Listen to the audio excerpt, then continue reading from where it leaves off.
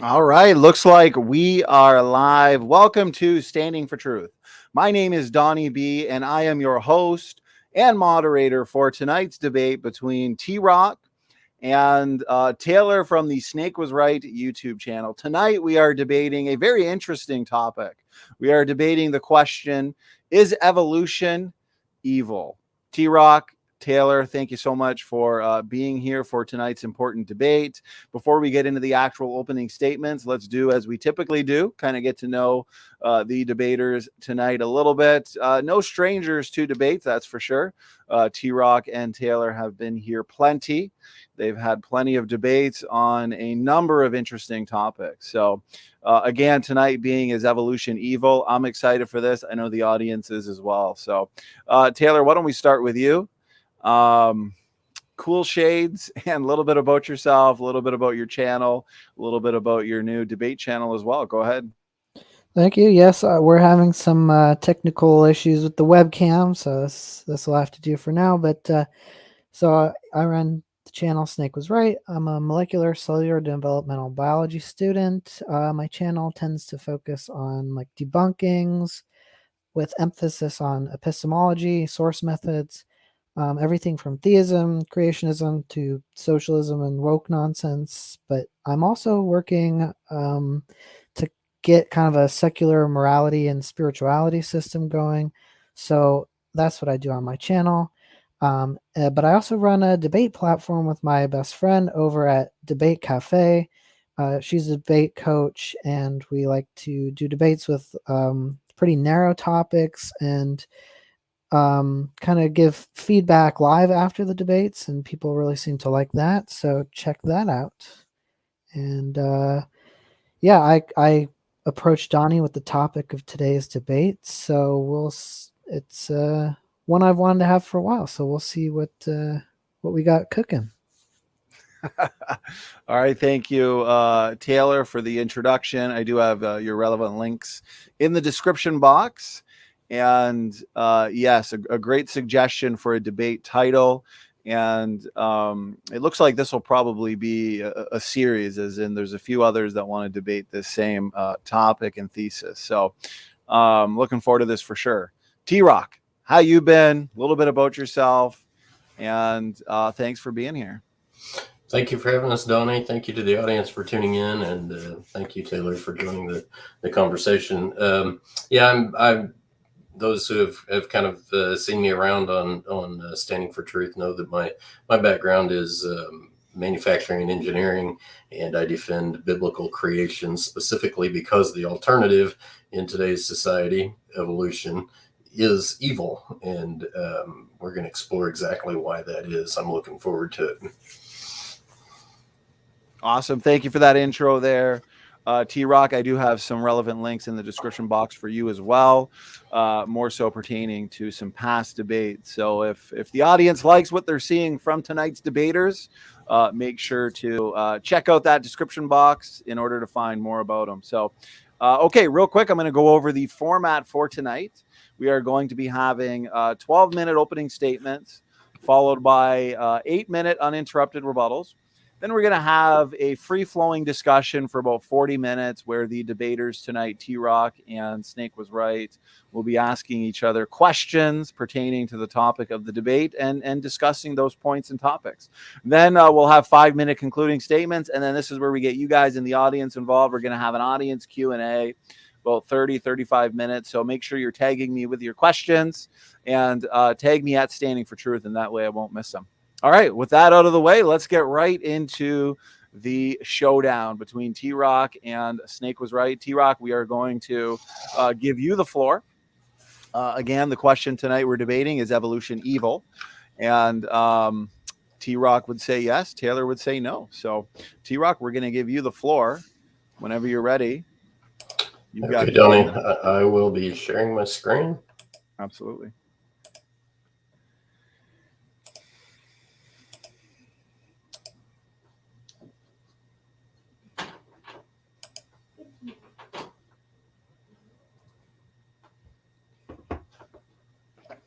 Okay. Looks like we're good. up. Looks good. Okay. always my personal pet peeve and friendly reminder, especially to those that call themselves believers. Thou shalt not take the name of the Lord thy God in vain.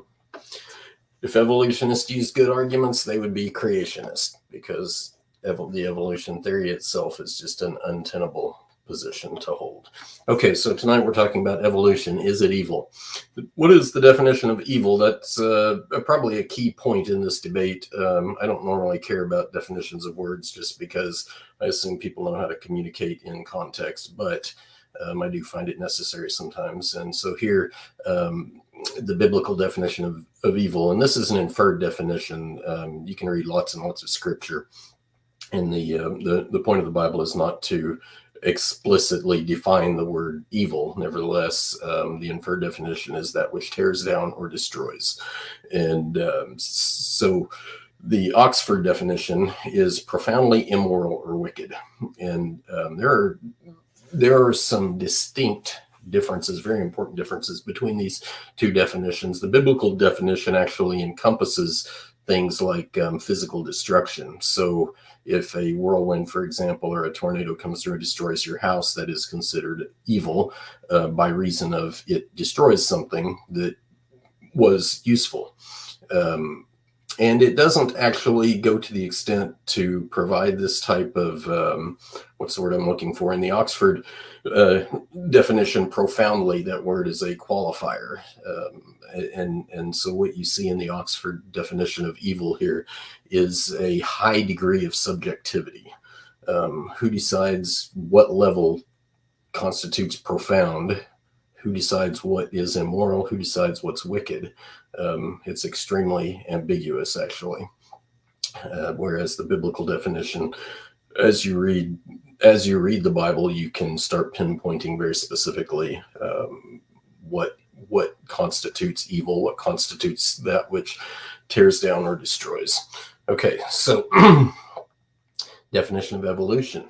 The simple definition is change over time. This definition in and of itself is entirely inadequate, because everybody believes that things change over time. This is kind of in that crossover region of what evolution and special creation have in common. The biological definition is, and this comes from a website called ScienceDirect.com, the change in inherited traits over successive generations in populations of organisms. This is also inadequate, because this is actually some of that same type of crossover. It's more specifically referring, of course, to biology and living organisms. But even the creationist believes that traits are inherited from previous generations. But the implied definition, that's the important part. It's the universal common ancestry of bioorganisms, from ancient simple forms to present-day advanced organisms, including but not limited to plants, mammals, reptiles, fish, etc. And so that's, when we're talking about evolution, this is actually what I personally am referring to. So I'm referring to an alternate history to the biblical history. Okay, what is actually being debated? The implied meaning of evolution, universal common ancestry, and whether the teaching of it as factual Earth history is inherently evil. And of course, that is my position, that it is inherently evil. Okay. What is evolutionary biology predicated on? Is it predicated on the scientific method? Does the scientific method stand on its own merit, or is it underpinned by a philosophy or a way of thinking? The scientific method is actually underpinned by naturalism. Does evolution have a moral code? Most would probably say no, but that's no different than whether rocks have a moral code. They clearly don't, but to teach or not to teach is a moral question. So how does naturalism or evolution decide whether to teach or not to teach biological evolution? And furthermore, how does it decide whether teaching it is evil or not? In order to answer that question, a moral position must be assumed. But what moral position, and how is anyone to know whether that position is good or bad? And so evolution is left without an absolute moral reference frame from which to evaluate the goodness or evilness of a particular teaching, hence moral relativism. So what is moral relativism? Go back and look at the secular definition of evil. It actually incorporated the word immoral. but how do you know what's immoral if you don't know what's moral? So moral relativism basically is you get to decide. You get to decide what you think is right and wrong. You get to decide what is good and bad. You get to decide what is beneficial to society or not. So then is teaching evolution objectively evil or immoral? Okay, so to answer that, what impact has evolution had on science, and what impact has evolution had on society? So I didn't dig real deep here. I don't think it's altogether necessary. I think we all understand the positions well enough. But the impact of evolution on science has been that they have touted things like vestigial structures, particularly in humans, is the context here. The appendix, tailbone, wisdom teeth, tonsils. Now, we can say for sure that the appendix, wisdom teeth, and tonsils have all been surgically removed, specifically because people thought they provided nothing of any great importance to human health. We found out after the fact, unfortunately, that is not the case. The appendix harbors beneficial bacteria that aids in digestion and a number of other things. Wisdom teeth are actually a mechanical necessity for chewing. They do cause problems when they go wrong, but the fact that something goes wrong does not indicate that conceptually it isn't a good thing to do. And tonsils, you don't have to go any further than your local dentist to find out about tonsils and why nowadays they no longer recommend tonsillectomy, particularly in children. There are some issues. I'm not going to discuss all that right now, but tonsils used to be considered somewhat vestigial and not necessary. As it turns out, they are necessary, and there are downhill consequences for performing things like tonsillectomy. Junk DNA, we all know about junk DNA. Basically, this is where science overlooked some very important research in favor of the idea that it was just evolutionary leftovers that didn't do anything. Since then, many geneticists and microbiologists have dug a little bit deeper and figured out that it's not near as much junk as they originally supposed. So it has absolutely hindered scientific progress to take an evolutionary path in your thought process. And chasing aliens, I threw that in there because, ultimately scanning the universe, there's nothing inherently wrong with that, but it has been a big waste of time. It has yielded absolutely zero results. The energy could have been much better used doing legitimate medical research and other types of things, energy efficiency, that sort of thing. Nazi concentration camps. We're going to talk a little bit about Hitler, of course. You can't hardly have these conversations without talking about the Holocaust. What a lot of people may not realize, though, is that the Nazi concentration camps were actually somewhat of a scientific research endeavor by the Nazis. They literally brought people in and dissected body parts off of living people and basically just completely abused their existence in the name of scientific research. Absolutely horrendous. Have fundamental principles of evolution that are unique to evolution produced any scientific advancements? Absolutely not. The two big things that actually distinguish evolution from special creation are deep time and a fundamental change of body plans from one type of organism to another over such deep time. Neither of those concepts have any relevance whatsoever to modern science, and so evolution is nothing but a deterrent from otherwise good science. You might find some irony in the fact that even the evolutionists, when they go to do biology, medical research, that sort of thing, they're looking for results now, not 100,000 years from now. Personally, I find that hugely ironic. They're actually pursuing more of a creationist approach in their results. Okay, so here's the big one. What's the impact of evolution on society? I've got several quotes here to kind of underline how evolutionary thinking should impact the world, and this kind of goes back to the sources. So Darwin, of course, lived in the mid 1800s, and the Holocaust and all that, and several other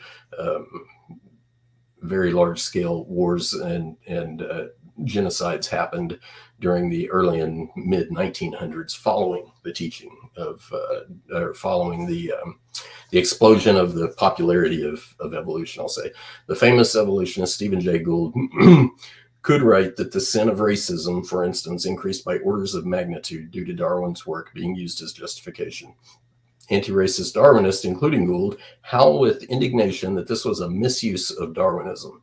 I've underscored that word misuse. The single quotes around it were actually in the original, and the article there is listed, so you can go look that up. But misuse, how do you misuse something that has no inherent moral underpinning?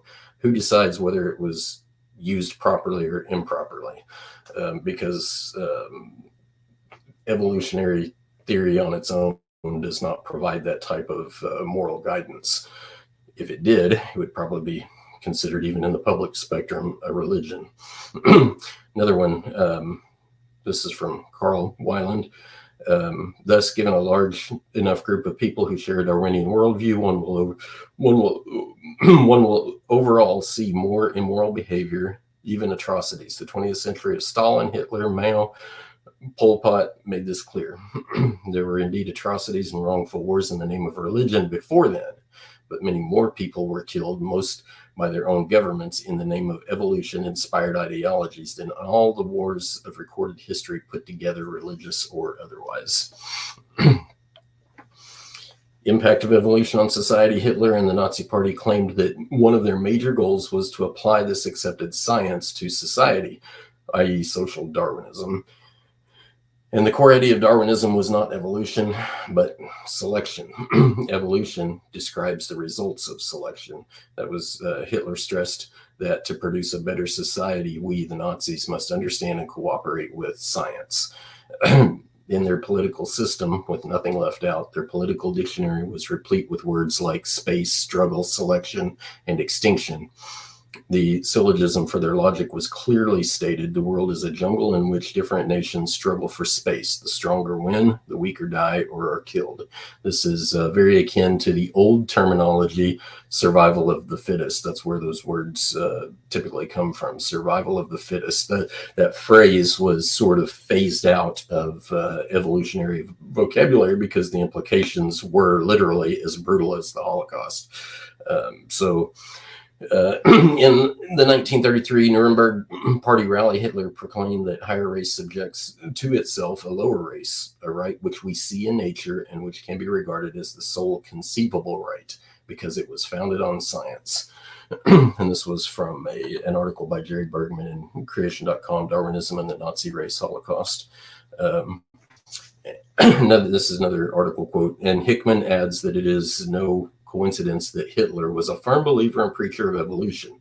Whatever the deeper, profound complexities of his psychosis, it is certain that the concept of struggle was important, because his book Mein Kampf clearly set forth a number of evolutionary ideas, particularly those emphasizing struggle, survival of the fittest, and the extermination of the weak to produce a better society. So you can go check that out as well. Excellent article and very, very comprehensive, with all of the extant quotes that you would possibly need to support that position. And then there's Margaret Sanger, the eugenics of Margaret Sanger. Sanger believed she was working in accord with the universal law of evolution. As Sanger stressed in a talk given at the Fifth International Neo... 1 minute. Thank you. As Sanger stressed in a talk given at the Fifth International Neo-Malthusian and Birth Control Conference, the end goal of her movement was to produce a superior race. Today, the average reliance of civilization is based upon iron and steel, bricks and mortar, and we must change this to the construction and evolution of humanity itself. I will stop there and pick up later on in the discussion. All right, thank you. There we go. Thank you, TRock. That was 14 minutes. So we'll give Snake equal time. Snake, you can use up to 14 minutes. As always, whatever time is not used in the openings and rebuttals, we will toss into the open discussion. I do want to remind the audience, You can start tagging me with some questions. I did see a couple come in, and so I'm all caught up on them. Just make sure you're tagging me for the audience Q&A. So, Taylor, we're going to hand it over to you. You got up to 14 minutes whenever you're ready. Go ahead. All right. So science is not good or evil. A gun can be used for good or for bad. So I challenge you to think about this, that being good or bad does not make something any less true. Challenging evolution on its morality is kind of a trick that some people like Kent Hovind try a lot. The dumbest and most dangerous religion.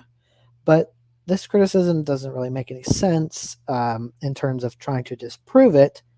But I'll address the criticisms regardless. So the universe is deadly. Things die. Things go wrong. Evolution is dependent upon death as a filter. One of the filters. There are other filters. Okay. But how is this a criticism of the scientific consensus? That's not. It's just a factual description of what life does. So I guess the criticism now becomes that adopting the principles of evolution somehow leads to bad morals. Um, um, and by far, the only people who challenge evolutionary science are religious fundamentalists. They take a literalist view of biblical or Quranic texts, which ironically comes along with a lot of moral baggage, like slavery and eternal damnation for thought crime, genocide commanded by God, etc. So we can compare these two worldviews, so to speak, for lack of a better term, because evolution isn't actually a worldview. I don't know why we would expect it to have any moral announcements at all. It's just a science. We don't expect chemistry to say anything about morality. We don't expect physics to say about anything about morality. We don't expect engineering to say anything about morality. So the fact that evolution lacks any moral principles is in line with all of these other scientific theories that are not considered to be evil by and large, other than anarcho-primitivists.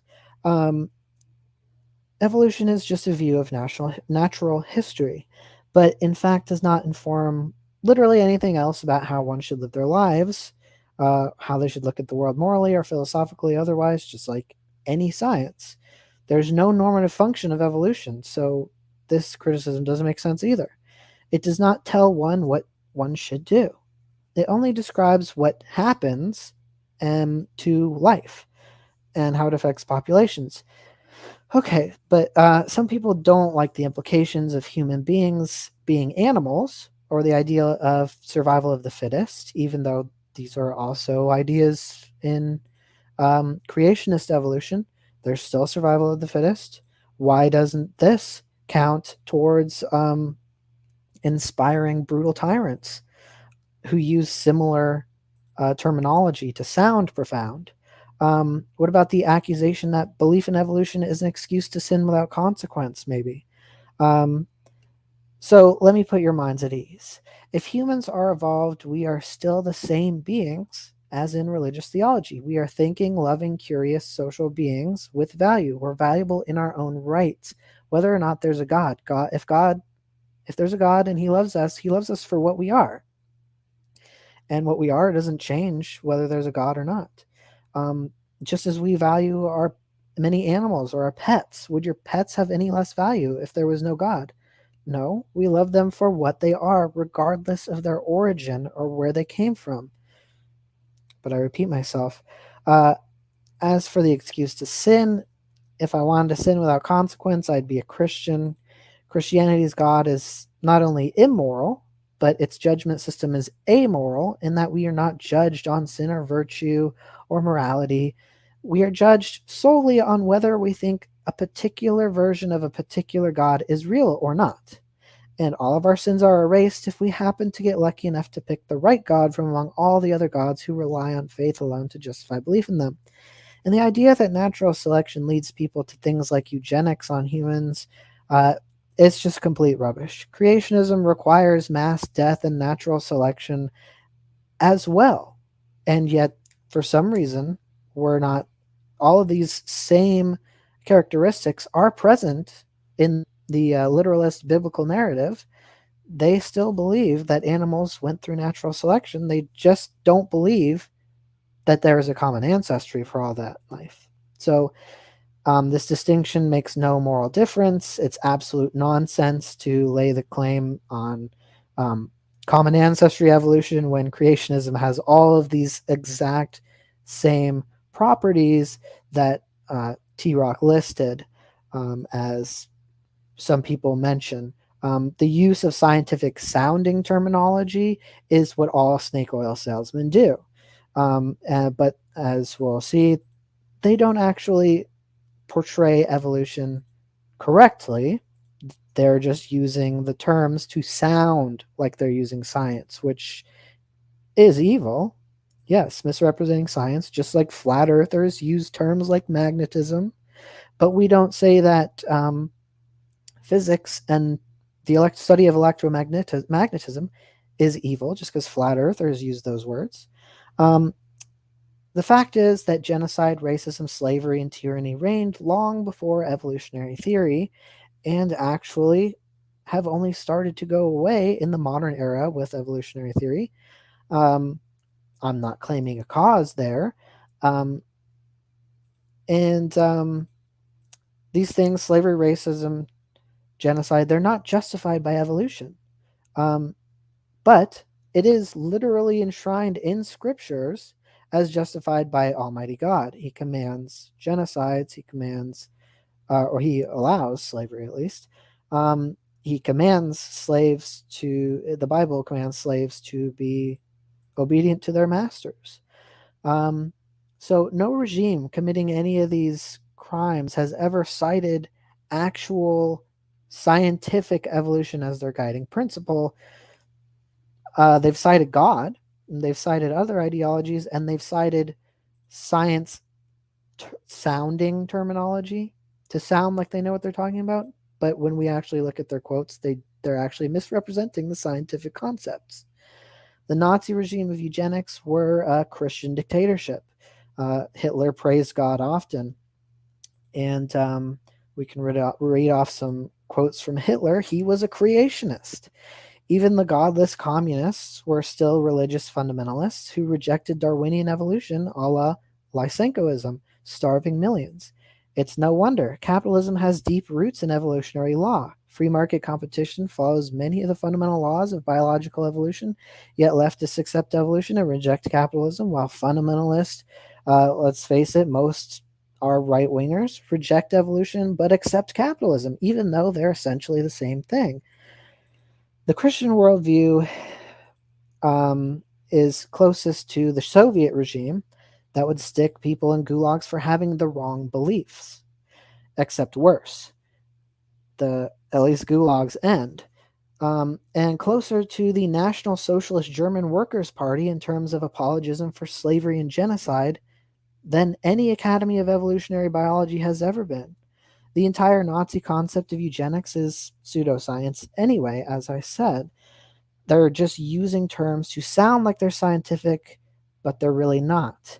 The regimes that TRock brought up it's not evolution that's causing this impact. They are all socialist regimes. That is the problem. Socialism is what's causing all this mass death and evil. So in fact, evolutionary biology teaches us about population fitness, not genocide. Evolutionary biology has revealed that individuals do not have to necessarily compete or kill off weaker individuals to increase the fitness of the population. They can cooperate with weaker individuals. Many species have evolved and naturally do help weaker members of their society because it benefits them. And that also works on the population level because different species cooperate as well. The entire concept of racial science from the Nazis is scientifically bunk and utterly refuted by simple biology. So they're misusing scientific terms, scientific sounding terms, anyway. Denying evolution has gotten millions of people killed by the worst regimes on the planet, and has contributed to a gross misunderstanding of science itself at best. Denying evolution is exclusively the result of ideological conflict. Usually, the biblical or Quranic worldviews, or socialist. Now, you might say, if it's the communists who denied evolution, what does that have to do with religion? Well, socialism is a religion. It's a secular religion, but a religion nonetheless. It's a pseudoscience with answers to all of man's sins. Socialism is intelligent design. Social Darwinism is not evolutionary biology. It's intelligent design. Socialism is also wrong, which is why if any hypothesis is derived from this false ideology, this hypothesis will fail. They start with their conclusion, and their ideology permeates everything else. So when they see competition in nature, like in capitalism, they lose their minds and try to control everything. And this will eventually fail because it's false. It's a false worldview. Same with creationism. It starts with the conclusion and makes the facts fit it, and thus they fail with everything else concerning science, where it conflicts with their unfounded presupposition. Like creationists, no amount of evidence will convince the ideological socialists. It's held against reason. And all evidence to the contrary, such as the fact that, TRock said it's untenable, but the fact that almost all scientists, like 99.7% of scientists, even higher in the biology, deem evolution as very rigorous. And so things like this are then called malicious conspiracies by the elites against the truth, just as the socialists claim. So is evolution itself an evil idea? No, it's just a physical reality. Truth is just truth. Does belief in evolution naturally lead to evil actions informed by said views? Well, if you believe something that's true, how can we say that that is necessarily evil unless the universe itself is evil? I'm not contending that. But in fact, the most evil institutions of the 20th century and 19th century rejected evolution rather explicitly, and the mass murders they committed were motivated by ideologies that explicitly rejected both atheism in many cases, and definitely the true scientific misunderstandings of evolution and anatomy and biology and race, and competitive nature. The fact is, we can't actually morally complain about a natural law like evolution. It just is. Only if a God designed and intended it can we complain, as it is now the result of an intelligent and thus morally culpable agent. So we can complain about the things presented in the Bible, which apparently is the only alternative to evolution. But what's more evil? A system where animals live and die, admittedly sometimes harsh lives, or a system where all of that is still true under the creationist model, but this God also intentionally, cruelly drowned and crushed nearly all lineages of life. 1 minute. As well as nearly all of the individual members of the species he did spare, as well as millions of men, women, and children, just because he got mad at the way he made them. Which contains more moral issues? Which contains more problems for the theist? And I suspect my opponent will soon say that I have no way to complain morally without a God, but this is playing into my hands, as theists have no way to describe good or evil without borrowing from secularism. We'll discuss, but to sum it up, you can't even know if your God is a good God unless you have an independent theory of good and a way to judge your God morally in the first place. And this is important because you can't just take a God's word to be good without a way to test that God's goodness.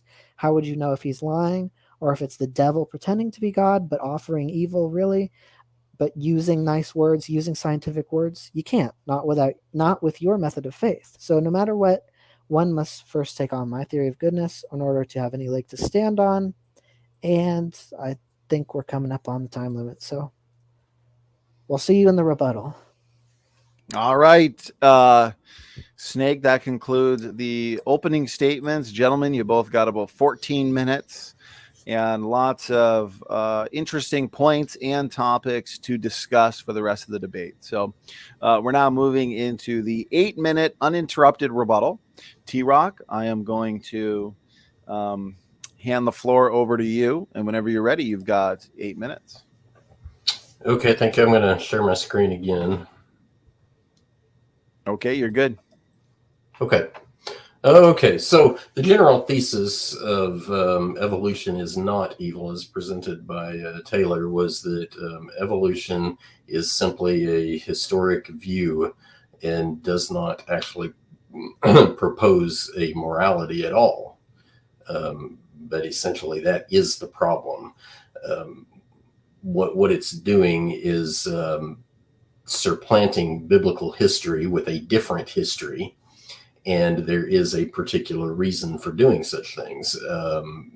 And because it's self-professed not a moral code at all, that is exactly why it leads to moral relativism, which, not ironically, Taylor mentioned early on in his introduction that he was going to start some sort of program pursuing some ideology along those lines. I don't remember his exact wording. I don't want to put words in his mouth, but nonetheless, that's kind of the gist of what he was proposing as a program that he was going to start up.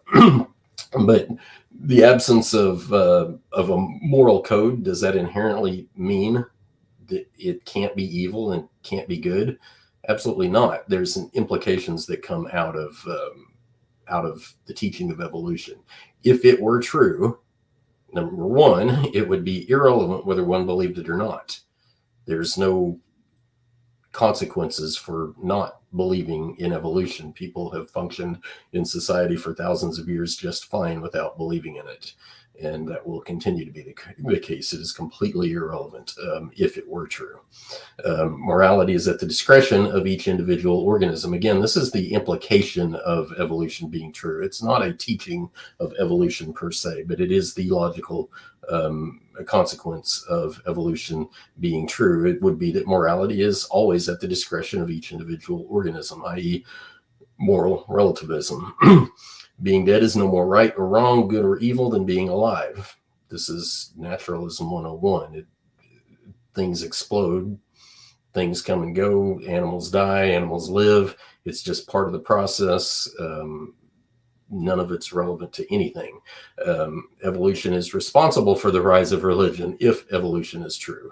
If evolution is true, we're here because we evolved from chemicals self-assembling in a warm pond somewhere or in a warm ocean vent or something to that effect, and we're essentially the descendants of lower animals, and we just somehow evolved higher brain capacity and so on and so forth, and religion is just one of those consequences that came out of it. So if evolution is true, it's responsible for the rise of the religion that Taylor was complaining about. Ideologies of the past are no more right or wrong than ideologies of the present or the future, because they are all just byproducts of evolution. That is the logical consequence of evolution being true. It's, again, moral relativism. How do you know people from the 1800s were wrong? How do you know people from the 1600s were wrong? How do you know the Taliban is wrong? They've got a different sense of, they've got a different moral code than the average American does, evolutionist or otherwise. How do you know anybody's right or wrong? There are literally thousands of different moral codes, if not tens of thousands or even millions of moral codes in the world today. Everybody's got their own sense if evolution is true. And therefore, nobody can decide which one is right or wrong. Everybody has to decide for himself or herself. And the other big thing that, the other big thesis that I think Taylor tried to point to is is that there's some sort of conspiracy going on, but there is no conspiracy. This is a quote from Aldous Huxley. He was the grandson of one of Darwin's disciples. He said, I had motive for not wanting the world to have a meaning, consequently assumed that it had none. It was able without any difficulty to find satisfactory satisfying reasons for this assumption. The philosopher who finds no meaning in the world is not concerned exclusively with the problem in pure metaphysics. He is also concerned to prove that there is no valid reason why he personally should not do as he wants to do, moral relativism, or why his friends should not seize political power and govern in the way that they find most advantageous to themselves. For myself, the philosophy of meaninglessness was essentially an instrument of liberation, sexual and political. I don't probably have a whole lot of time, so I may not get to all of these, but let me see if I can get through this one page. A religion is essentially an attitude to the world as a whole. Thus, evolution, for example, may prove as powerful a principle to coordinate men's beliefs and hopes as God was in the past. Such ideas underlie the various forms of rationalism, the ethical movement, and scientific humanism. That was from Sir Julian Huxley, again, moral relativism. In the evolutionary pattern of thought, there is no longer either need or room for the supernatural.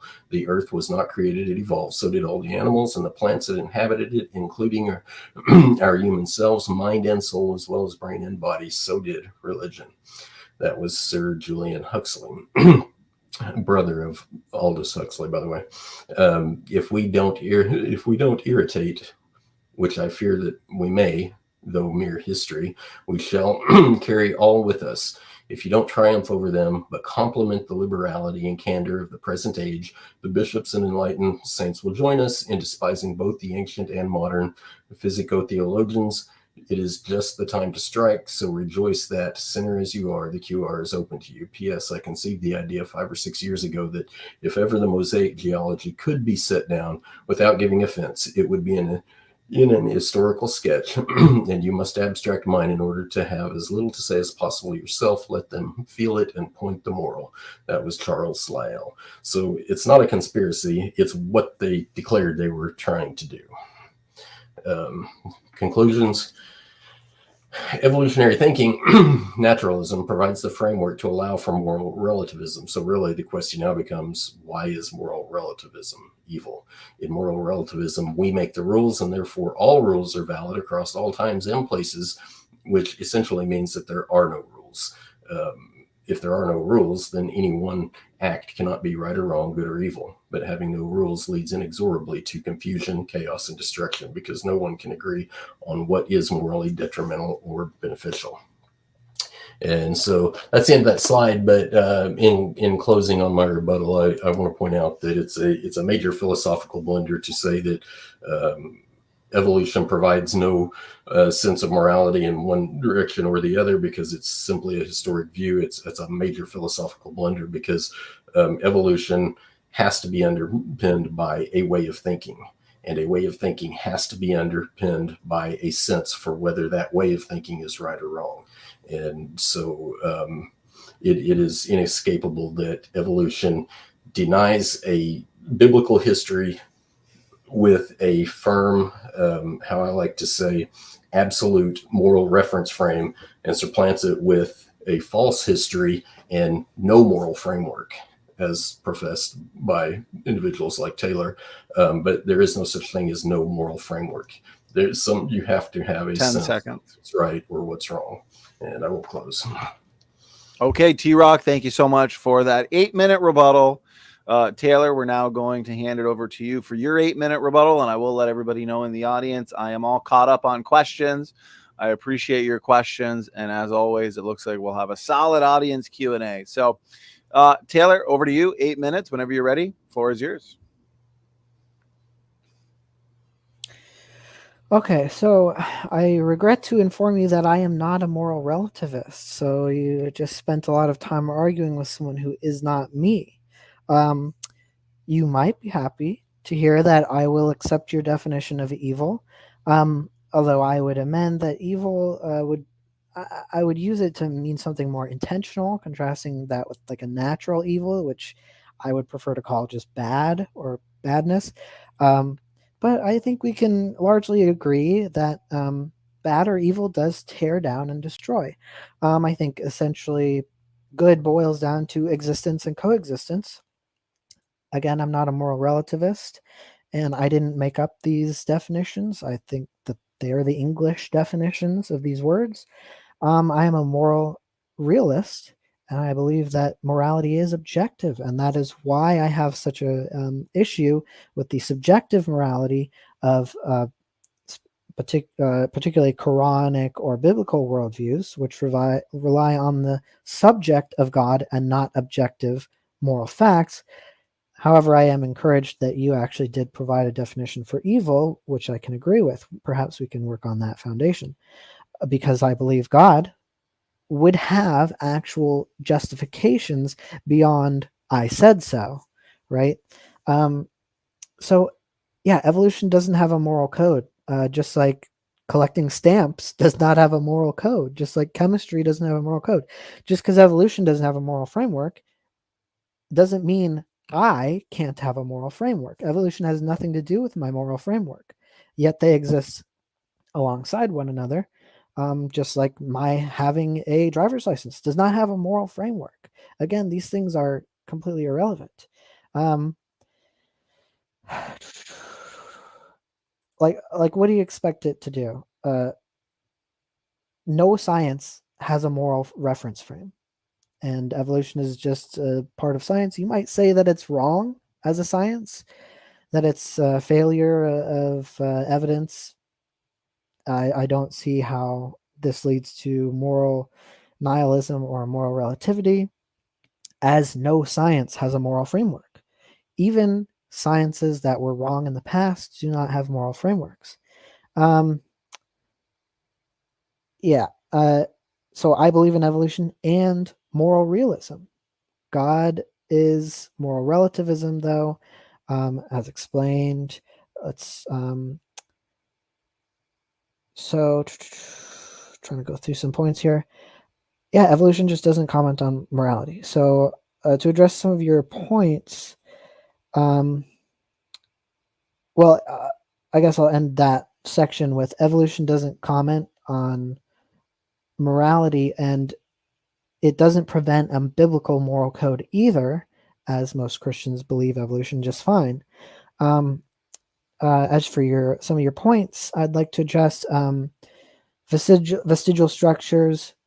This displays a misunderstanding of the topic. Vestigial structures are not claimed by evolution to be totally useless structures, nor has there been any harm specifically from evolution on that. If we don't know the function of it, it's not really informed by evolution. But on the contrary, evolution would define these structures as structures that no longer have their ancestral function. That does not mean that they no longer have a function at all, and that you can find that definition in the textbooks and dictionaries.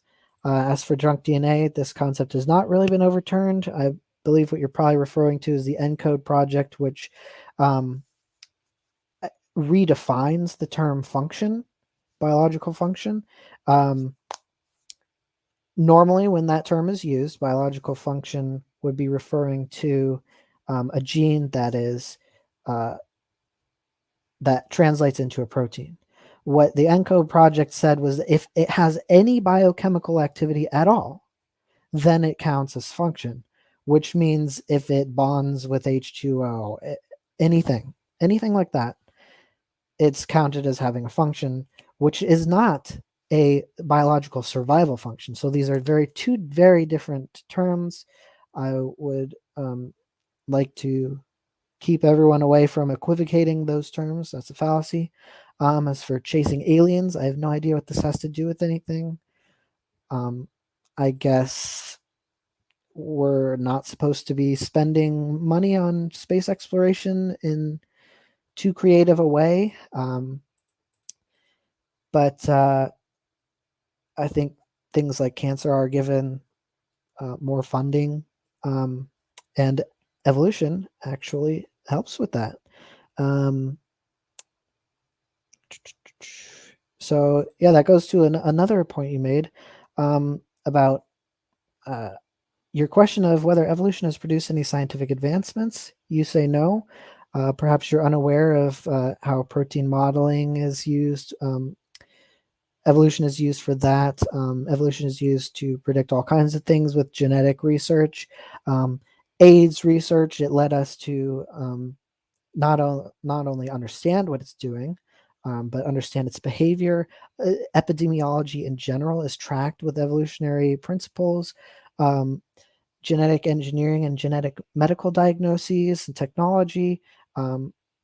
AI learning uses evolutionary principles. We're able to find fossils using evolutionary principles that in precise locations and predict their forms, etc., etc., etc. There are so many applications of this that I'm not even mentioning. These are just off the top of my head. As for the sin of racism used for evolution, actually, I addressed this earlier. These are the societies he's talking about were socialist societies, not evolutionist societies. And I've talked about scientific sounding words that they used. They're just snake oil salesmen. Flat earthers don't speak for physics just because they use terms like buoyancy. Your question of how do we know if people are right and wrong? Do we wait around for a God to tell us? No, this isn't reliable. First off, how do we tell which God and whether that God is correct, or whether the people telling us about this God are correct? But this is easy to do. Slavery is self-contradictory. It's illogical and thus cannot be corrected by any meaning. It also reduces existence and coexistence and destroys and tears down. And so this is why it's important to look at the Bible, as it cannot be true because it has self-contradictory moral codes and is based on the subjective will of God. If I've got time, I would like to address a quote from Adolf Hitler that might launch us into his discussion. The fox remains always a fox, the goose remains always a goose, and the tiger will retain the character of a tiger. Where do we acquire the right to believe that the man has not always been what he is now? The study of nature teaches us that in the animal kingdom, just as much as in the vegetable kingdom, variations have occurred. They've occurred within the species, but none of these variations has an importance comparable with which separates man from the monkey. That is from Adolf Hitler. And that reminds me of a certain Mr. Hovind. All right, that concludes the opening statements, which we had about 15 minutes, 14 to 15 minutes for, and the rebuttals, 8-minute rebuttal. So again, lots of good points and topics to discuss during this 40-minute discussion period. As the discussion's going on, I will be doing my best to save all the questions. I am up to date currently in terms of the audience Q&A. So what we'll do, since Snake was right, just ended with his 8-minute rebuttal, let's hand it over to you, TRock, and you can help us lead the way in terms of the discussion. If there is a point you wanted to start with, questions, so on and so forth. So gentlemen, the floor is yours. Okay, so you answered one of my questions, I think. I think you said you were satisfied with my definition of evil. Mm-hmm. Okay, and I take it you also accept the Oxford definition? Sure, yeah. Okay, so a couple of the definitions that I personally was not satisfied with from you, and I'll get you to say exactly what you think. It's just the context in which you used the words. What is faith?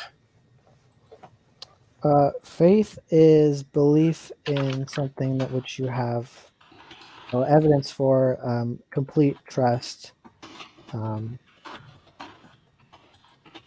specifically in a god or doctrine of religion. Belief based on spiritual reasons rather than proof. Belief based on spiritual reasons rather than proof. Okay. Now, are you using the modern definition of the word faith, or do you recognize a biblical definition of the word faith? Well, I use the modern English definition, as that is the language we speak. But it's to my understanding, it's exactly the same as in the Bible.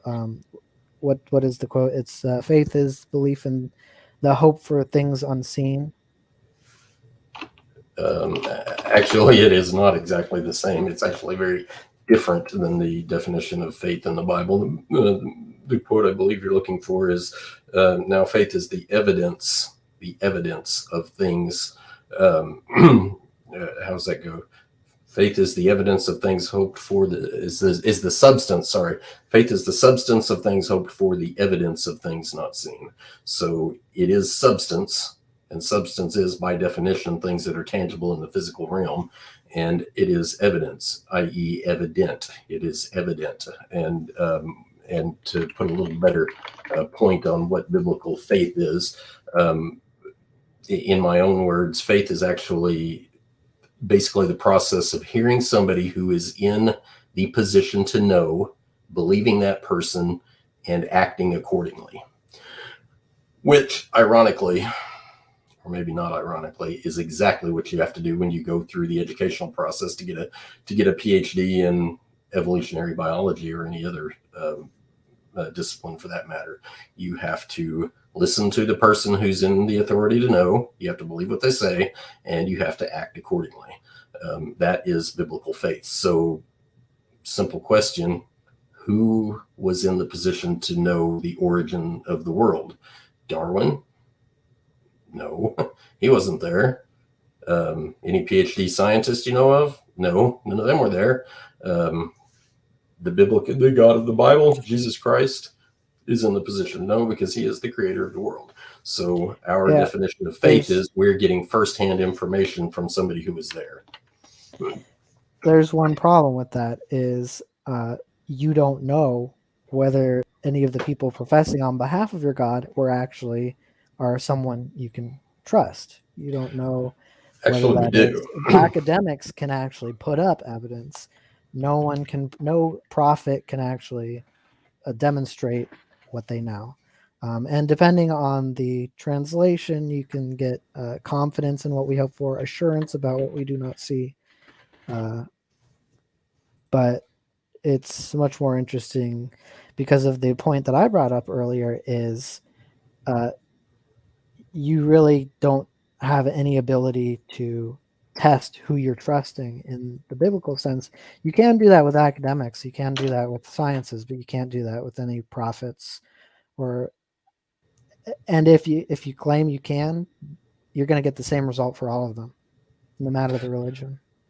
Actually, the opposite is true. You can absolutely have confidence in prophets. You can absolutely have confidence in who the creator is. You cannot have confidence in the historic rendering of scientific data. It's an interpretation only. It's a non-eyewitness interpretation.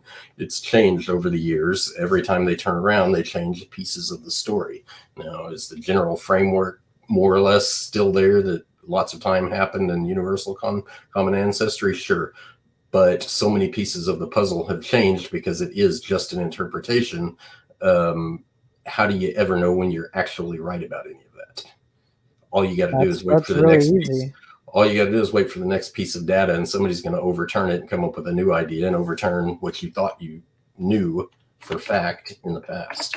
That's really easy. So if you can predict certain things about, I don't know, what's wrong with the engine. If you hear a certain sound and you go, oh, the carburetor is busted, and you go in and in fact the carburetor is busted, that means that person understands what they're talking about. So in the sciences, if we can go, we know how life changed, therefore there should be this type of animal in this type of rock, and we go and find it there, and when it was never found before, if that particular method is the only way that we found that, that's good evidence that we know what we're talking about. Contrasted with prophets, none of these prophets were there when the world began. All they do is claim something and then just claim that the God told them that it's real, and there's nothing else we can do except just trust them. I don't think I'll spend a whole lot of time defending the Bible, since that's not actually the topic of the debate, but I will briefly say that your rendering of what a prophet is entirely non-biblical. It has it's just completely untrue. If you actually read the Bible, you can tell what prophets actually do. The Bible actually gives you a way to know whether a prophet is from God or not, and prophets frequently performed miracles openly in the public, in front of everybody, so that they would know they were from God, because normal men who just go around telling lies and making up stories could not do those things. Nevertheless, I'm not here to defend biblical theology. So in I'm what here way to am I determine wrong? whether about what. Are you saying that I'm wrong because prophets perform miracles? I'm saying you're Because wrong because you literally claimed that they can just make up statements and nobody knows whether they can. they're telling the truth or not. And I'm telling you, no, that's not true. There is an actual biblical prescription on how to determine false prophets from real prophets, and miracles and prophecy, both of those together help common people like ourselves that aren't prophets know whether they are from God or not. If a person was literally making things up, like you alluded to, they would not be able to tell the future or perform miracles that are impossible with ordinary men. So the Hare Krishnas tell me the same thing. The Muslims tell me the same thing. So because a prophet claims that an older prophet did a miracle, that's good enough for you? Even though there are modern prophets where millions of Hindus claim that they saw the miracle. Is that good enough for you? As I've already pointed out, I'm not really here to defend biblical creation. I'm here to demonstrate that evolution is evil by virtue of not having a moral code and basically being a false flag in pretending that there is no moral implication of following evolutionary teaching. All right, so we'll go on to that topic. So you're claiming that because evolution does not have a moral framework, that entails moral relativism? So it has to, because you can't have a way to think about your data. You can't have a way to think about your method. You can't have a way to think about anything without underpinning it with some type of philosophy. And your philosophy has to be underpinned by some sense of what's right or wrong. So not for science. In other words, Philosophy is science. The philosophy that underpins science is testing.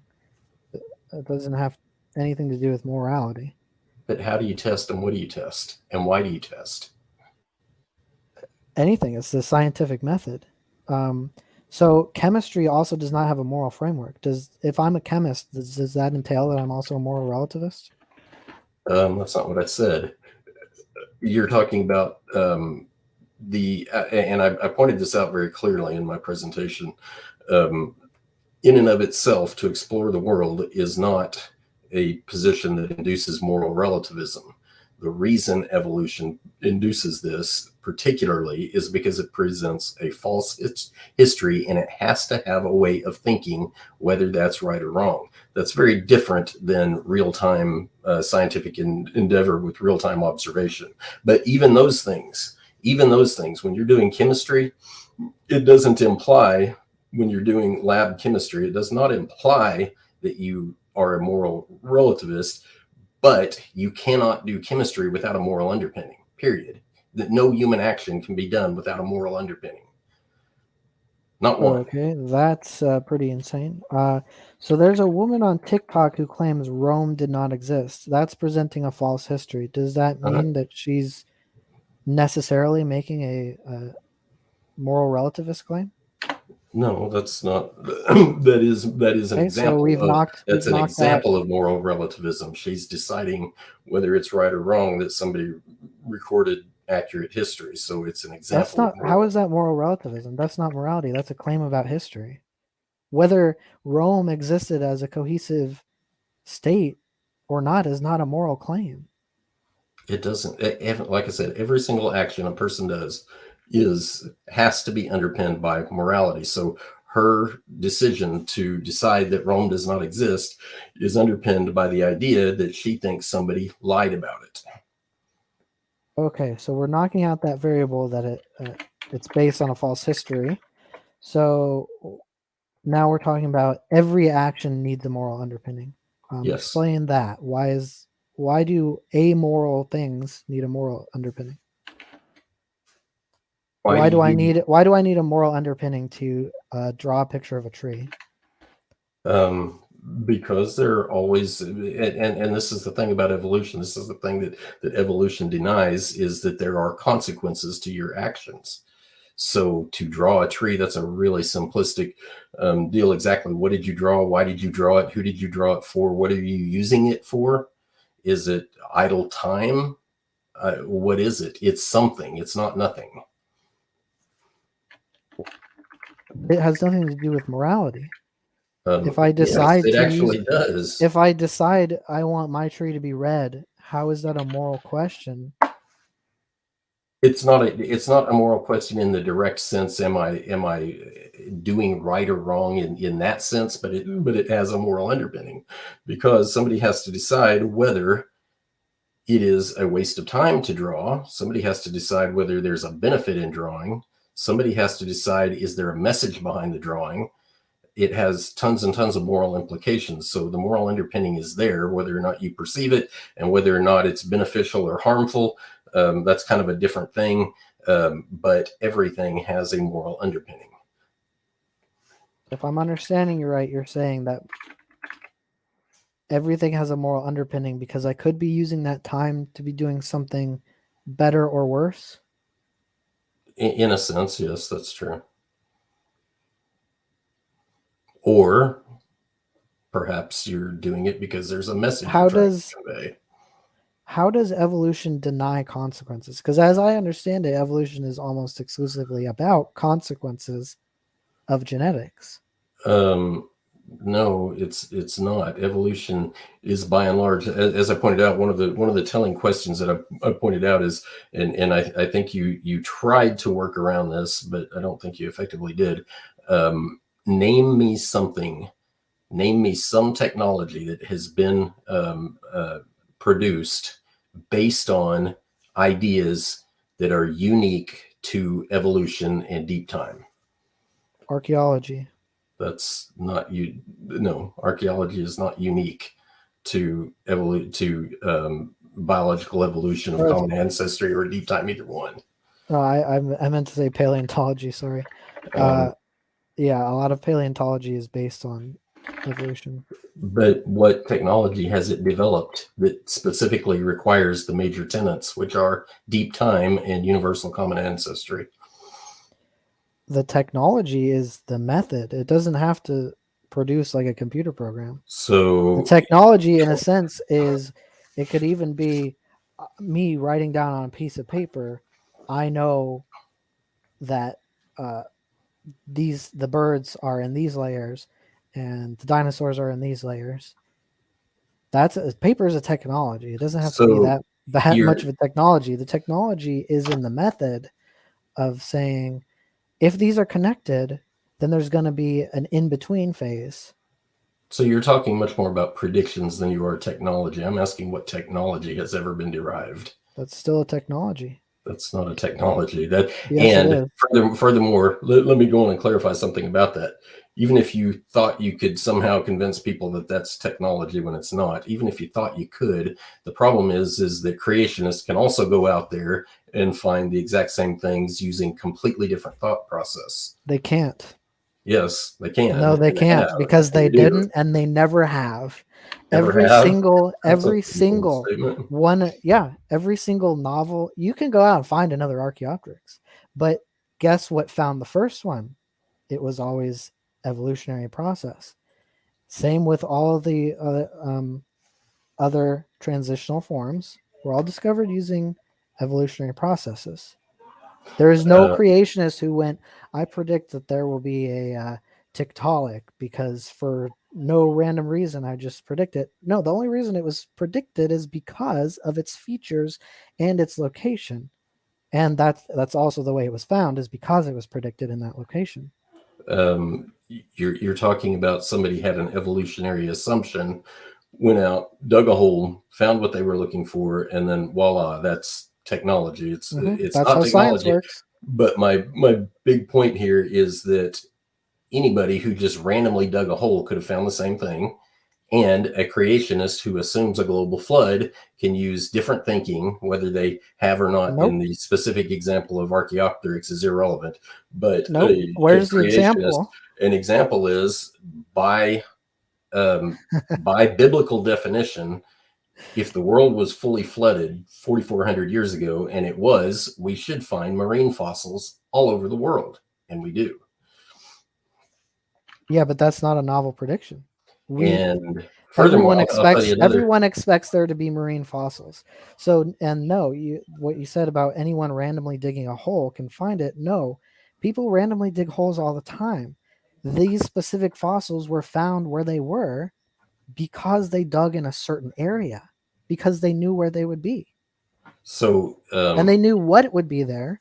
So it's like when you know where the gold and the diamonds are, and you go to where they are and you find them, and you don't find another mineral, that means you understand something about gold and diamonds and how they form.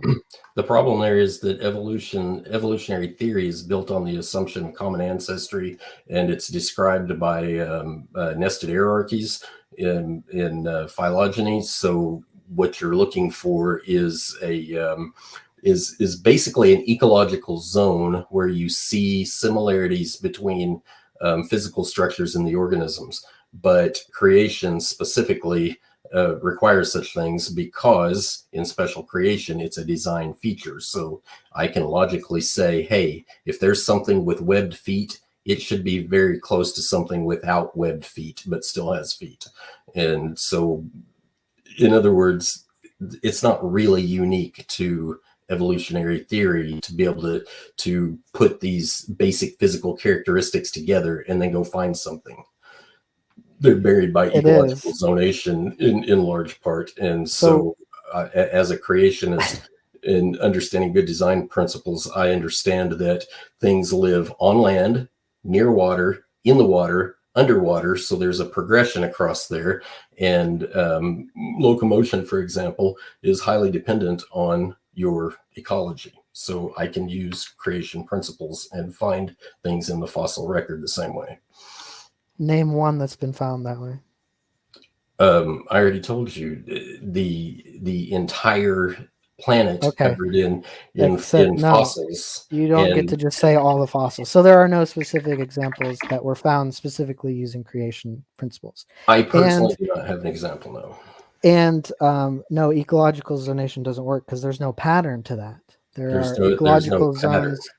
Yeah, there's no reliable pattern to that. And so there are marine zones in up and down throughout the whole fossil record. There's beach zones. There's forest zones up and down in most of the layers. And there's no reason for a creationist to assume a form that they don't already have knowledge of. So there's no reason for a creationist to think that there's going to be a half dinosaur, half bird form, whether it's specially created or not. They have no reason to predict that. Evolution does have a reason to predict that. That's why it's found. So people have been on the planet for a long time, and people have seen pretty much every form of living creature imaginable. So nothing about animal forms is unique to evolution or the Almost all of the known body plans are not living today. So no, most people have not seen the vast majority of living animals. Actually, the evolutionists say the opposite. They say that most of the major body plans were in existence since the Cambrian. Referring to like things with spinal columns or tetrapods, but the variety of that's being very vague. So yeah, there were tetrapods, there were four-legged animals, but did anyone see a Spinosaurus? Did any living human? No, and that's a completely different debate. But you can provide this whole line absolutely of no evolutionary evidence of that, other than drawings of dragons. That's the best I've ever seen. This whole line of evolutionary investigation is actually a different debate. What we're really here talking about is evolution inherently evil? And I'm still saying yes, it's evil because it can't provide a moral framework, but the moral framework has to exist anyway. And furthermore, it deliberately, as I demonstrated in my quotations that I provided in my presentation, it deliberately undermines the one absolute moral reference frame that does exist. So you don't have an absolute moral reference frame. You have a God who you trust for some reason is right. But no, just because a particular science, whether it's mostly right or mostly wrong, just doesn't have a moral framework, doesn't mean that that person can't have a moral framework. So I can believe all these sciences, they don't have moral frameworks. They don't have moral frameworks. You might need a moral framework to exist to decide what to do with your time. We can run with that. That doesn't affect my argument at all. But you don't need it from evolution. You don't need to have that in evolution. It's a separate thing. I have a moral framework. I have an objective, moral realist framework. It has nothing to do with any of the sciences. It's just logic. Well, I guess if No, you consider logic a science, but you kind of gave it away a little while ago, just a second ago, when you said you said it doesn't mean you can't have a moral framework. That's the whole point. yeah. You can have one. You have to have one.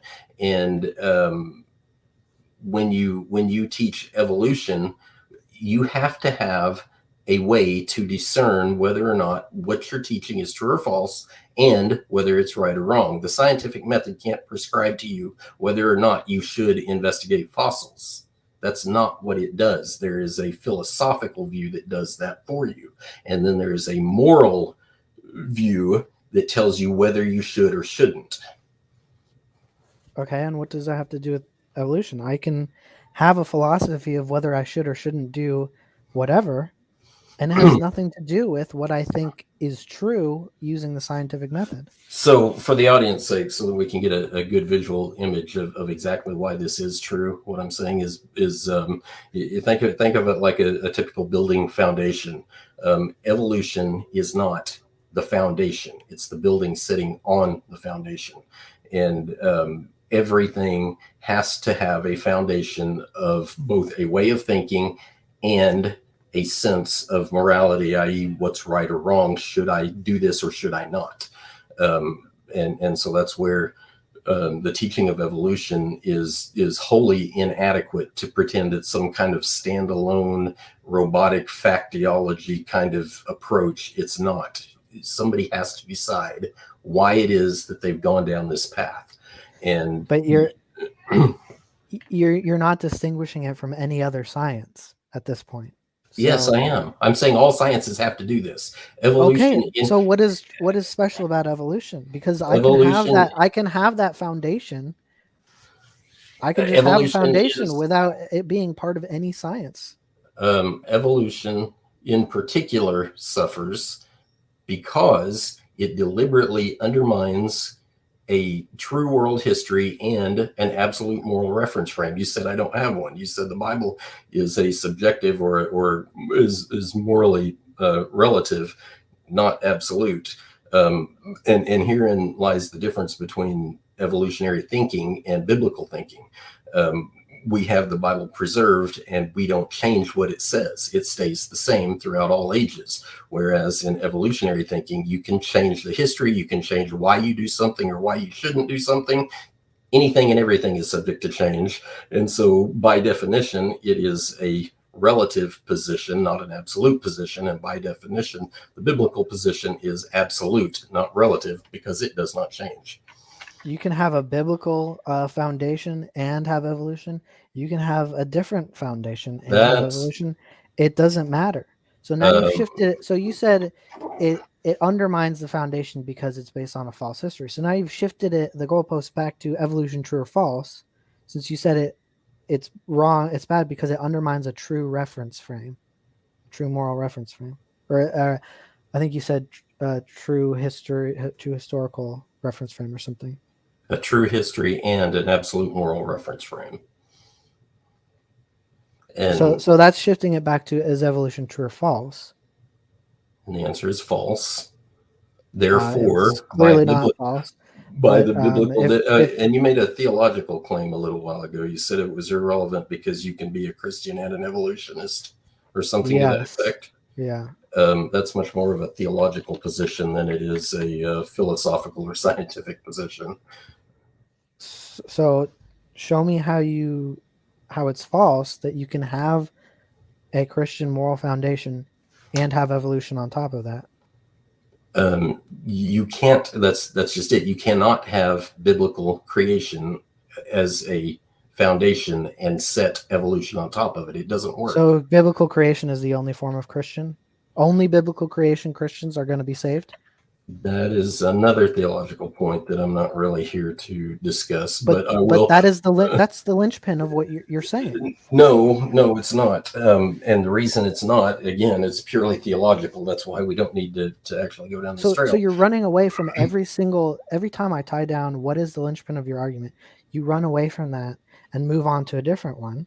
No, So what I'm I'm trying to asking, explain to you, I'm going to answer your question for you real quick.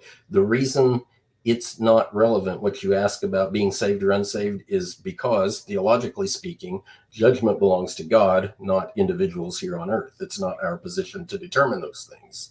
So how am I supposed to answer it? By biblical standards, I can't. your claim is that evolution destroys a moral foundation. It does. Right? Yes. Except you can still have your Christian moral foundation with evolution. No, you can't. How is that true? Because, so I'm going to kind of go back to the nuts and bolts of why it is that evolution does not fit with biblical creation. And it's because it does supplant the history given in Genesis of the creation of the world. Now, I didn't say biblical creation. I said Christian.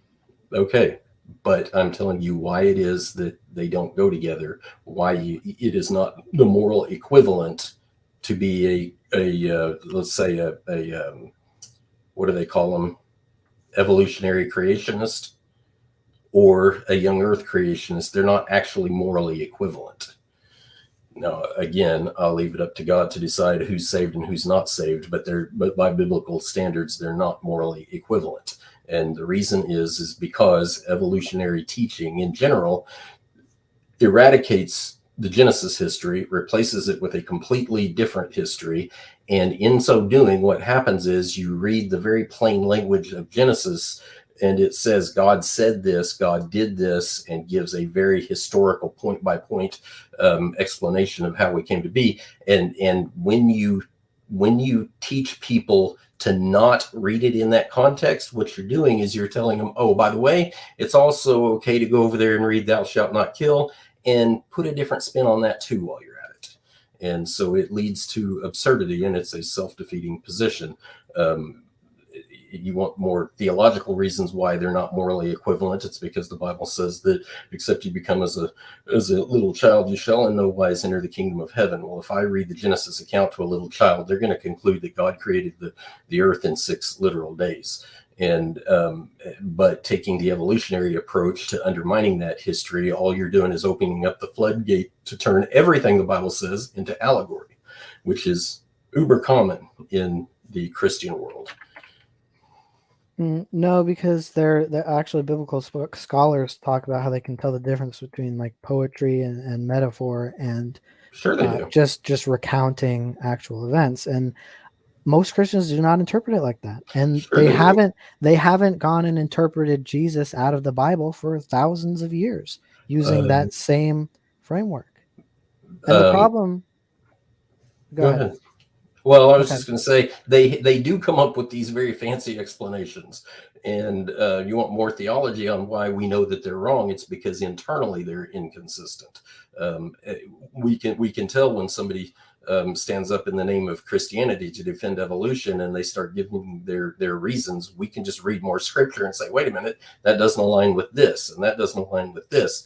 And so the example of becoming as a little child is just one of many, many examples how we know that. Other examples include how the prophets, the biblical authors from one end to the other referred to Genesis as a literal historical event. So yeah, they have some explanations. They do some fancy weaving of ideas to try and convince people. But internally, when you read the plain text, not just Genesis, but through the entire Bible, you find out that they are internally inconsistent in doing so, and therefore they are not the moral equivalent of reading the text as it's plainly written. I don't get that sense from the Bible, but so if you're saying that the problem with so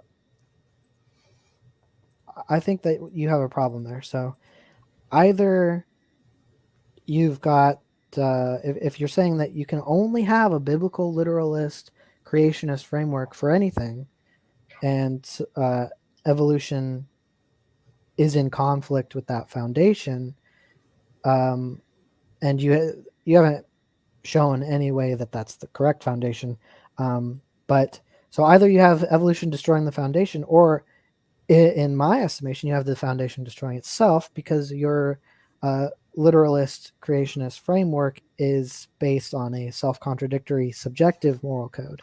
So which one do you want to destroy your foundation? The foundation or things built on it?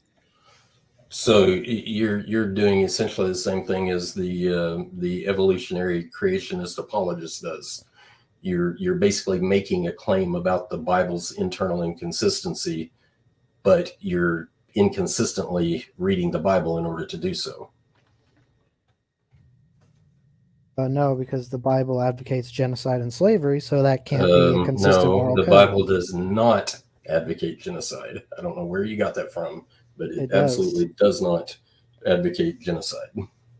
It advocates that the Amalekites be killed down to the last child. For why? Because some Amalekites attacked the Israelites? No, that's not it. Yeah, the Bible says, remember what they did to you when you came out of Egypt. Okay. Deuteronomy 25:17. Remember what Amalek did to you, by the way, as you came forth out of Egypt. Yeah. And so what you're talking about is an act of war, not genocide, and it was not an intent to kill out a race per se. So okay, so Hitler's war was just an act of war, not genocide, because they were trying to eliminate every last man, woman, and child of the Jewish race, who had, some of which were claimed to have created a capitalist socialist conspiracy to crash the markets and take over the banks. So therefore, every last man, woman, and child of the Jews deserves to die. Based on what you just said, that's totally justifiable, because that's exactly what God says in the Bible to do to the Amalekites. Kill every last man, woman, and child of that tribe, because some of the members of the government sent some soldiers to stop the Israelites from invading their land, which God told the Israelites that they would do, to invade their land and take their lands. So Hitler gave some intellectual reasoning for doing what he did, but some of that intellectual reasoning also included basically a more classical sense of genocide, in that he wanted to kill inferior races in order to elevate the Aryan race. So it was not this simple politically driven or act of war kind of thing. In other words, it wasn't a moral code that they violated that he thought he needed to retaliate for, and if it was moral relativism on his part. But he literally attacked the Jews because he thought they were genetically inferior. The case of the Amalekites, they are actually combating moral injustice. The Amalekites were extremely wicked people. They had spread disease. They had killed people at random without cause. They did all kinds of things that the Bible determines to be morally, what's the word I'm looking for, abhorrent. And but so God says that the Israelites are just as wicked as the Amalekites, and he punished them accordingly. And it shows the absolute standard. It shows the absolute standard. God decides, these people did the same thing. You're both immoral. You both spit on God. But I'm going to treat you guys differently, because I promised your ancestors that I would give you a nation. But these other guys who are just as wicked, I'm going to tell you guys to wipe out every man, woman, and child.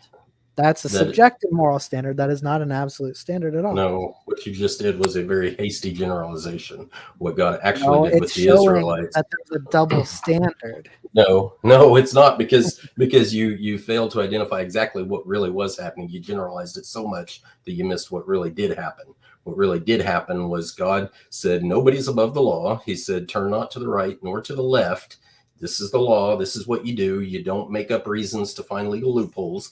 And he said, if you do, I will punish you accordingly. And his punishment actually included the death and dispersion of Jews, depending on exactly what the severity of the crime was. But a whole lot of Jews died. A whole lot of Israelites died because they broke the law. A whole lot of them. The ones that lived, those were the ones that God had mercy on because they did not break the law. And so he had a specific cause and a specific punishment, and he separated those that broke the law from those that did not break the law. So you're sitting here justifying mass death of people for believing the wrong things. But evolution is the evil worldview. What do you do with abortion? What do you do when you do an air raid on the Taliban because you don't like what they're doing? You're doing the same thing. You're making a judgment, and the Bible tells you how to make these judgments anyway. Well, I'm against the invasion of the Middle East. So okay, I don't see that just makes everything worse because our military kills innocent people. They do kill innocent people. But the Bible is very explicit in not killing people without a just cause, and that just cause is, and the Bible spells out what's punishable by death and what's not. And the Bible is very explicit on when you have legal authority to kill somebody and when you don't. You're not allowed to just go kill people for frivolous reasons. But God does. Someone touched the ark, he killed that person. No, that's not what. No. You're the one. You're the one inserting the idea. Being born to an Amalekite was good enough death sentence for all the millions of children he ordered the Israelites to murder. No, you're the one inserting. Deuteronomy chapter 9, verse 8. At Horeb, you aroused the Lord's wrath so that he was angry enough to destroy you. Okay. He also wants the Israelites to destroy the Amalekites and the Canaanites. What is the only difference? He promised the Israelites' ancestors that he would give them a nation. That is not the only difference. You're completely conflating that. Can you cite any biblical difference? I think, yes. In one instance, you might notice that the command was given to kill everything down to the last animal. And in another case, it was not quite that extreme. And in some cases, he actually commanded them to. He actually gave a way to avoid the war altogether. He told them whenever they were going into the promised land that if the people that you come up against will make a peace treaty with you, then you're not to go to war with them. But there were specific ones that had specific crimes that carry a specific death penalty, and those are the ones that God gave them leave to make war against and kill. And so it's not frivolous at all. I might point out real quick that I think there's got to be huge irony in the fact that you're importing your own idea of moralism into the Bible to determine whether it's morally sound or not. I am importing the idea of contradictions. That's it. No, that's not a contradiction. You're just not elucidating statement. No contradictory statement is valid, and there are self-contradictory morals in the Bible. No, there's not. You just did not elucidate the cause and effect. You didn't give me any difference between destroying one people versus destroying another. You did, however, say that it's justified for God to say, you can invade these people's lands, the Canaanites, because I promised you their lands, and if they surrender and make a peace treaty with you, you don't have to kill them. That's not moral. That's a self-contradictory and subjective moral code. No, it's not. There's a biblical principle. There are two biblical principles which dictate whether that should be true or not, and one of them is mercy. So even when somebody breaks the law, you're allowed to have mercy and forgive them. Are you required by the law explicitly in some cases? No. Because the other thing that differentiates whether it's internally consistent or not is that the law specifically delineates what's punishable by death and what is not. And so, for example, laying with a They didn't break beast. the law. How do you know? That's not why they're being invaded, at least. God says it's not because of your righteousness or integrity that you're going to take possession of this land. And it's not breaking the law. It's because he promised them a land. So is it mercy to invade a people and take their land because God supposedly promised you their land, and then say, oh, I'll be merciful. I won't murder you as long as you just submit. That's God's That's land. That's what Islam does. No, there's a big, huge difference. Islam does not There's have zero difference. No, that's more of your moral relativism. Islam also says that Muhammad can go make war on whatever tribe he wants. And then Muslims will make apologies and say, look, they're showing mercy because you can make a treaty with Muhammad and they won't kill you. Meanwhile, Muhammad's the one doing the invading and starting the wars, just like the Israelites. Guys, in the last few minutes, let's just make sure we're on topic as much as possible. I know there's a lot of overlap here, so that's fine. But again, topic is evolution evil. Last few minutes, let's just make sure we're on topic as much as we can in order that we can, comprehensively address all the points brought up in the openings and rebuttals. Go ahead, gentlemen. Just a few minutes left on the discussion. Then we're going to open up. We're going to go into closings. So... okay, how long are the closings? Sorry. No, good question. 5 minutes each. Okay. So once again, I think there's just got to be huge irony in that you're trying to dissect the morality of the Bible by importing your own sense of what's moral, and you keep saying no. It boils down to an internal conflict of ideas, and it does not, because in every case. In every case that you've described, there were legitimate moral issues in the background that were dictated by the law to determine whether or not they had the right to put somebody to death or not. But be that as it may, per Donnie's comments, the question is evolution evil? And I'm saying it is inherently evil because it has no way to determine Right.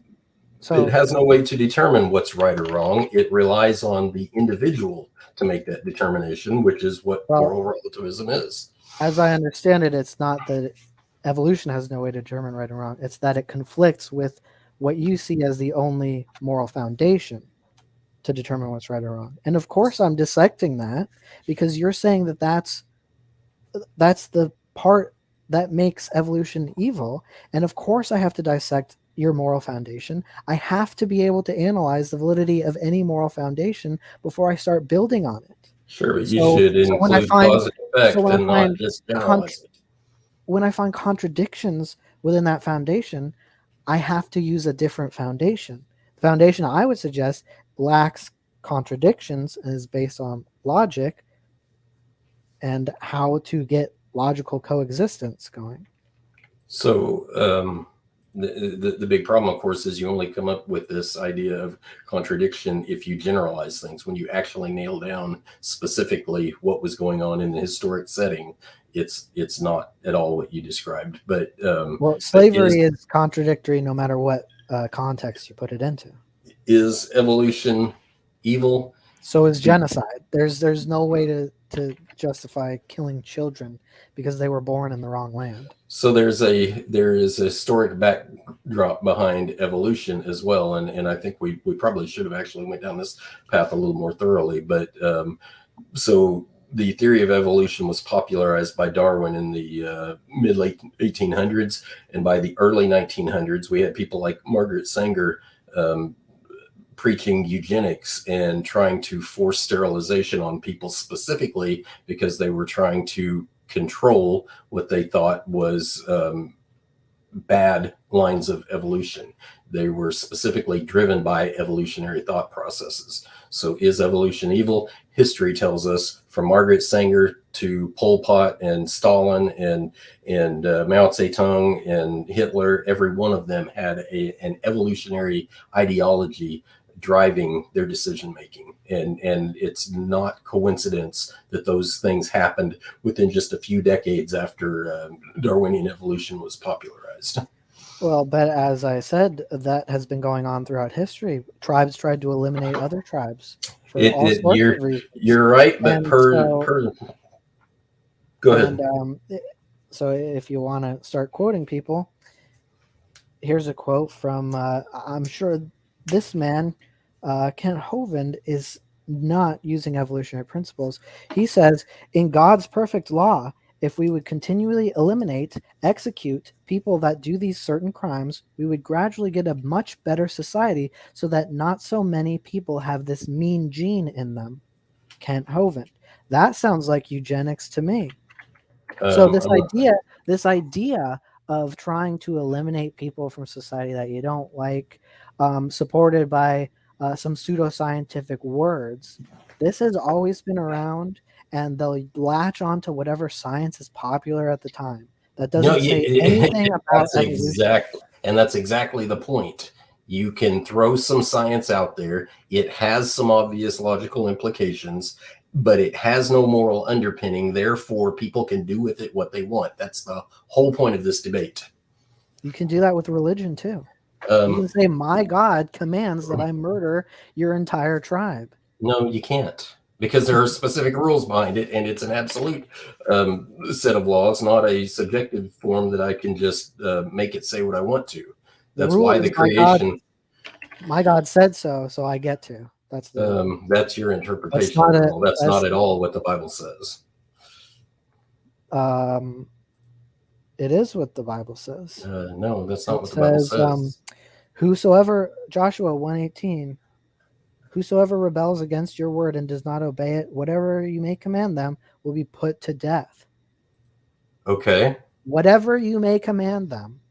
Except that does not leave. Whatever you want, as long as I say God said it. If ever there was quote mining, that was it. If ever there was quote mining, that was it. Because Joshua had a priority to obey the 10 commandments. Thou shalt not kill. Joshua could not just summarily decide he wanted to kill somebody because he told them to go dig a ditch over yonder and they didn't do it. That's not what the law says. Joshua, so you just revealed the contradiction. No, I did not. What I revealed was you can put people to death, but then telling him you can't kill. That's a contradiction. What I did was differentiate between quote mining and having an underpinning that gives you strict rules on how to make that decision. That's not quote mining. You gave the context, and the context reveals a contradiction. That was not the whole context. That was a small piece of the context. Feel free to give it. I did. Joshua came up in his infancy with the 10 Commandments. The commandments are very explicit, and he also came up from his infancy with the or I'm saying infancy. He may have been a young man when they exited Egypt. But anyway, he came up with the law of Moses, and the law of Moses is very explicit. You cannot kill people for frivolous reasons. There has to be an investigation. There has to be multiple eyewitnesses. One of the laws of Moses says, in the mouth of 2 or 3 witnesses, let every word be established. Joshua was not signing on to this idea. He was not given this free reign to just kill people because they disobeyed him. That's not what was happening. Whoever rebels against your word and does not obey it, whatever you command them, will be put to death. Mm-hmm. With the law, with the tenets of the law. That's a big absence from your quote mining. He can make the law whatever he wants. No, he can't. That's another. Whatever you've commanded us. That is another major. It's a major theological blunder and a major philosophical and a major literary blunder. That's what the text says. No, you're all about going to what the text plainly says. And I'm telling you what the text plainly says. Joshua came up with the law of Moses. So we will obey you. And the law of Moses, I mentioned this earlier, the law of Moses is very explicit in that you shall not turn to the right nor to the left. You shall not make up your own rules and legal loopholes, Joshua included. And furthermore, the theology also dictates that God is not a respecter of persons. But I digress, because we're here to talk about evolution, and we keep getting off, and you keep throwing moral relativism at the Bible as if you have a standard for which to know, but you clearly don't actually understand the theology of the Bible. But we got it onto one variable that says there's a problem with evolution because it contradicts what you claim to be the only valid moral framework. So if there's a problem with that moral framework, that's what we're looking at right now. So again, the problem is also that evolution inherently denies having a moral foundation, and therefore inherently opens the door for moral relativism. People can literally do with it what they want, because it doesn't tell them how to use it.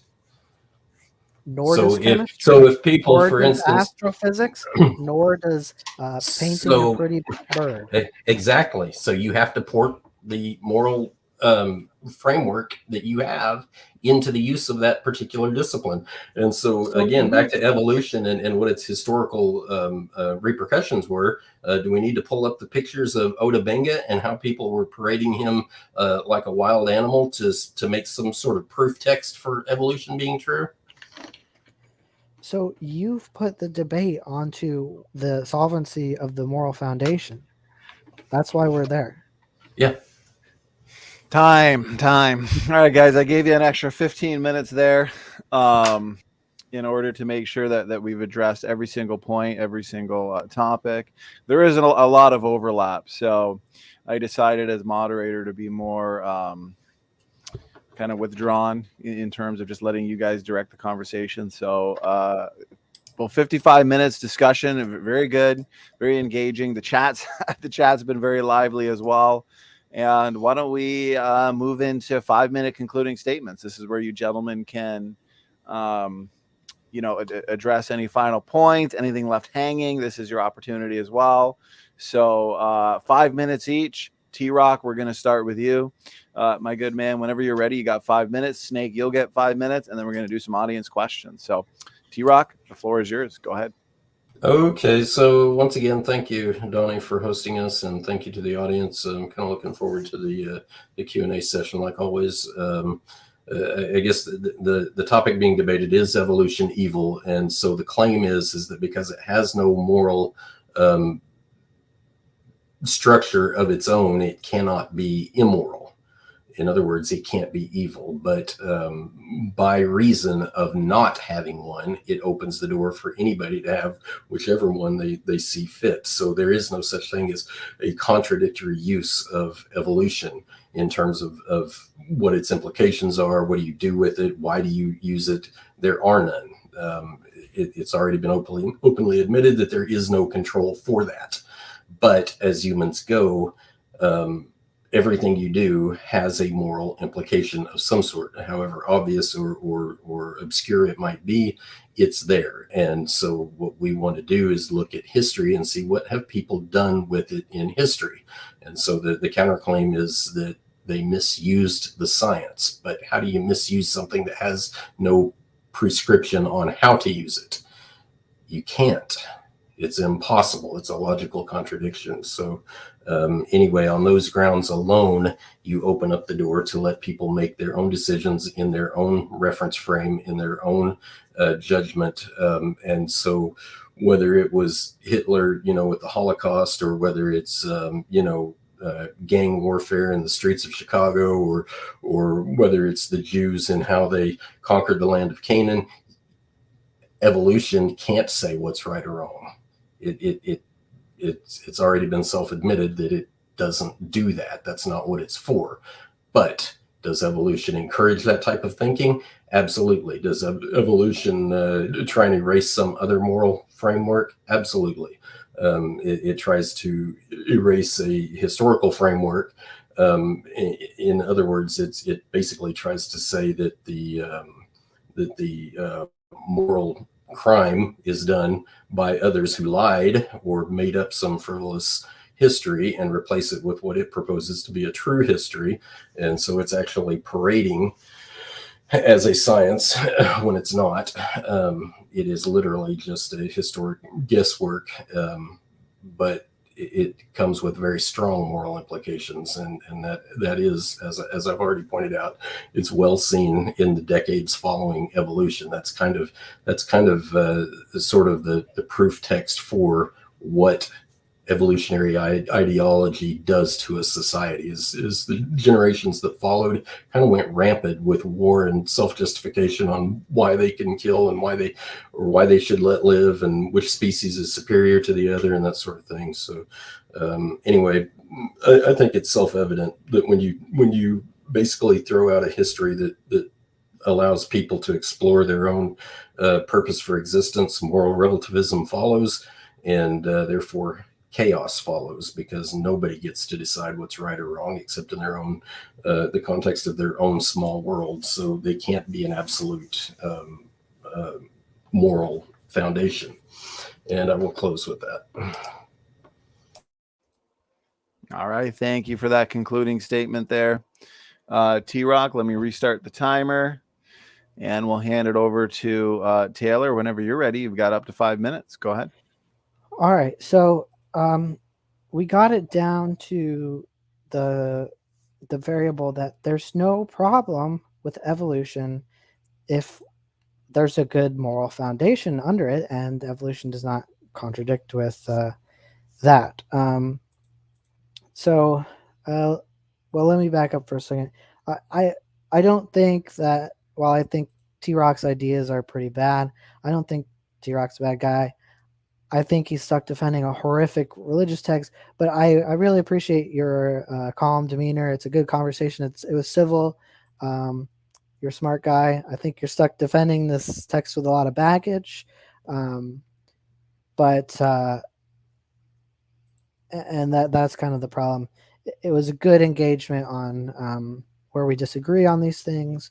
So yeah, I ended up needing to dissect the moral foundations that you have, because what you're saying is that the goodness or badness of evolution would have to depend upon the moral foundation, and I think that your foundation is particularly weak because it is, one, subjectively based on the words of a God, and two, is self-contradictory on top of that. So if there was a God, and if that God did have good moral foundations, it would be for reasons other than because God said so. So I think those reasons are the same regardless of whether there's a God or not. I think good is existence and coexistence. Evil is the destruction of that. And so God would value those things for what they are, and a bad God would value things like slavery or genocide. And I think that's very apparent from a plain text reading of the Bible. So I think it did get a little bit confused there, because I thought we isolated the variable that evolution, the goodness of evolution depends on the moral foundation, but then he went on talking about evolution by definition also, like well, you said that I said that evolution can't be used for evil. I don't think there's a logical contradiction that evolution could not be used for evil.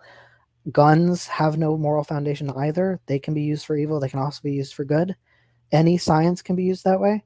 I don't know of any examples of evolution being used for evil. I've seen, like you said, misuses. But you asked, how can there be a misuse without a moral prescription with how to use it? That's an interesting point, but what I meant is that using terms that sound like real science, but they aren't actually that science, it's misusing. Like if flat earthers are saying gravity is just buoyancy and density, that's a misuse of those terms. That has nothing to do with whether you have a moral prescription on whether you should be buoyant or not. Obviously, I do think that there is a moral prescription to do science. I think that science is good, but that's a separate issue. So misusing scientific terms is using them in the wrong fashion.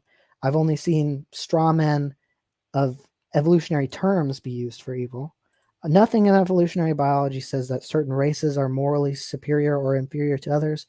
It only describes what traits might lend to survival.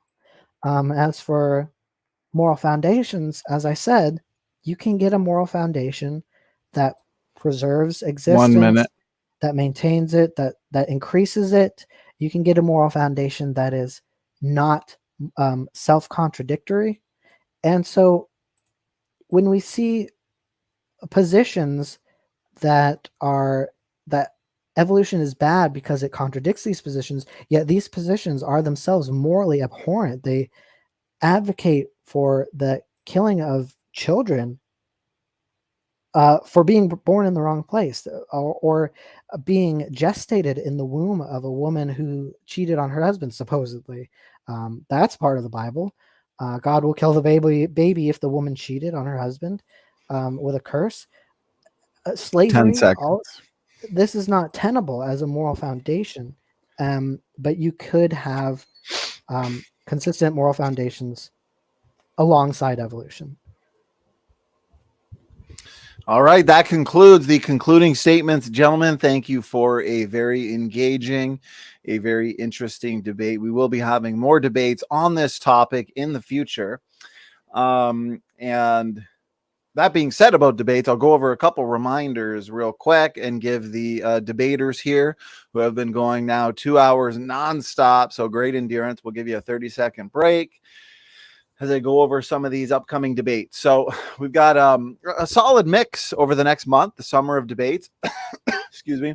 And we got some soteriology debates, nature of God debates, creation evolution debates. And this one's coming up. Looking forward to this one. Charles Jennings and Merritt. Many people might know him as his YouTube name's Crimson Air. So they're going to be debating 2 Peter 2:20. What is the proper exegesis?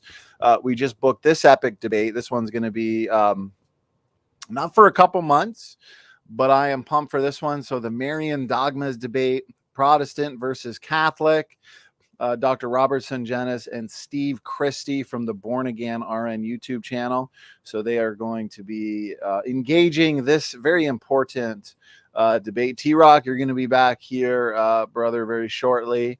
Battle of the T's, TRock, T-Jump, creation versus evolution. I'll be debating Luca Medugno in a week or so on endogenous retroviruses. Are endogenous retroviruses evidence that humans and chimps shared a common ancestor? We've got a solid debate on hell.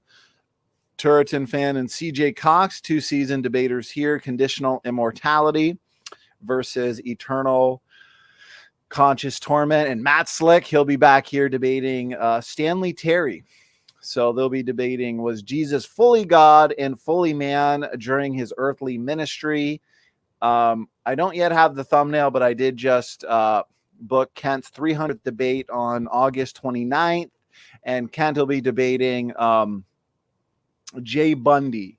So he's a PhD, Dr. Jay Bundy. He's been trained under Richard Lenski, and he's done work on the famous Lenski experiment. So that will be that'll be the perfect debate number 300, and that'll be a good way to end the summer of all debates, especially when it comes to the Evolution Debate Challenge series. So, all right. And that's just a snapshot of the overall events we do have scheduled for the next several months. I'm already starting to book for October and November, actually, believe it or not, since there's just so much going on. As well as our Defending Genesis Conference 2022 is from September 5th to the 8th. And then on the 9th, we have an Evolution Debate Challenge debate. So we'll end that conference with also an epic debate. Okay, well, anyways, break time's over. TRock and Snake, we're going to get into these questions, and we'll just start right at the beginning, I guess. So Brandon Connell, $5 super chat. Thank you so much. So he asks, to TRock, Christianity destroyed a lot in the past, which follows your definition of evil. Therefore, Christian is evil. What are your thoughts on that, TRock? Go ahead, brother. Okay, it's going to be hard for me to predict exactly what it is that he means by destroyed. Destroyed what? Um, and and why? So in biblical Christianity, let me think about this for just a second. So there's a thing called the no Scotsman fallacy, no true Scotsman fallacy, as a somewhat formal logical fallacy. Um, it works for a Scotsman because there's no handbook on what it takes to be a true Scotsman, but in Christianity that's not the case. So it depends on exactly what you mean by Christians destroyed. What did they destroy and why did they destroy it? People who profess Christianity and destroy things are acting contrary to what the Bible teaches. And so it's not Christianity that's doing the destroying. It's the opposite of Christianity that's doing the destroying. So I'm not sure if you've made a logical fallacy in trying to equivocate between Christians and what the Christian ideology is in the Bible, but that's what it looks like to me. Christianity, by biblical standards, is not evil. It tells you to do things like turn the other cheek, love your neighbor as yourself, and so on and so forth. So if Christians were destroying something, acting contrary to those ideas, it's not biblical Christianity that's at fault. It's the individual that's acting contrary to what his belief system teaches him. All right, thank you. TRock, Snake, over to you if there's anything you'd like to add. So I think that this is a good point. In Deuteronomy chapter 9, verse 25, it says, the Lord said he would destroy you. So perhaps TRock might need to look at his God and definition of evil. But I will throw him a bone. I think that they're destroying destructive things is making room for freedom in life. So net, I think you can destroy bad things. However, I would say that destroying the children of the Amalekites, for example, not a good thing. And I'll say, that creative destruction can be a good thing overall, net. But in terms of what God destroys in the Bible, tends to seem like net bad. Or he's not destroying bad. He's destroying net good. So his behavior is net bad. Okay, thank you, Taylor. TRock, question was for you. We'll give you the last word. So Taylor did make one necessary point, and that is that when you have cancer, you cut the cancer out. You're destroying part of your own flesh to do so, but in the end, it's for the greater good. So you're destroying evil so that good can flourish, essentially. Other than that, what Taylor did was equivocate again between Old Testament law and New Testament liberty from the law. Modern day Christians are not told to go kill anybody, and the ones in the Old Testament that were told to kill anybody were not told to do so for frivolous reasons. There are specific crimes delineated in the law of Moses. Prior to any of those wars, the law was given so that they would know how to make the proper judgment, and that proper judgment was destroy people for very specific immoral acts, not just any random act that they didn't like. Okay, appreciate it. Next question comes in from Red Paint Spray. Thank you so much for your question. Question for Snake. Does evolution assert that humans evolved? Therefore, we are still evolving? Question mark. If so, does that mean some races are less advanced genetically than others? Go ahead, Snake. So I think that's a yes, and no. So evolution asserts humans evolved. We are still evolving, the populations. But no, that does not mean some races are less advanced genetically than others. We're all surviving just fine. And it doesn't act like, okay, so the Africans evolved and then the white people evolved and the Africans stopped evolving. Technically, we are an offshoot of the Africans, but they are still evolving as well. Same with apes, they're still evolving. They evolved into chimpanzees. We evolved into humans. A chimpanzee is going to be a whole of a lot more genetically advanced than a human out in the wild. So it's really not about an objective, absolute sense of genetic fitness. The fitness is all about what environment you're in. Some of the most fit animals were destroyed by a comet, and so they outcompeted the smaller animals before, but then the smaller animals survived the comet. So who's really more fit? It depends on the environment, and we are all at the same advancement of evolution in terms of time. All human races have been evolving for exactly the same amount of time since they split from one another. And there's additionally, there's no evidence that certain races are any more advanced in total or in their individuals than others. Okay, thank you, Snake. TRock, floor is yours. So yeah, red paint spray. Excellent question. It really does bring out the heart of this debate in the last piece of that. If so, does that mean some races are less advanced genetically than others? I'm going to ignore the strictly genetic implications of that. I think those are self-evident. Mutation rates are and total accumulation is different from one individual to the next and from one group to the next. So I think it goes without saying that by definition, yes, some are more or less evolved than others. But the real crux of this question points to the fact that evolutionists have had to clean up their language a lot because they've realized the damage it has done in the past. And the rabbit trails that it's sent people down are very damaging to society. So they've had to really clean up their language, backing up in time, getting closer to, Pol Pot and Hitler and Stalin and all them, and even closer to Darwin as you go back in time.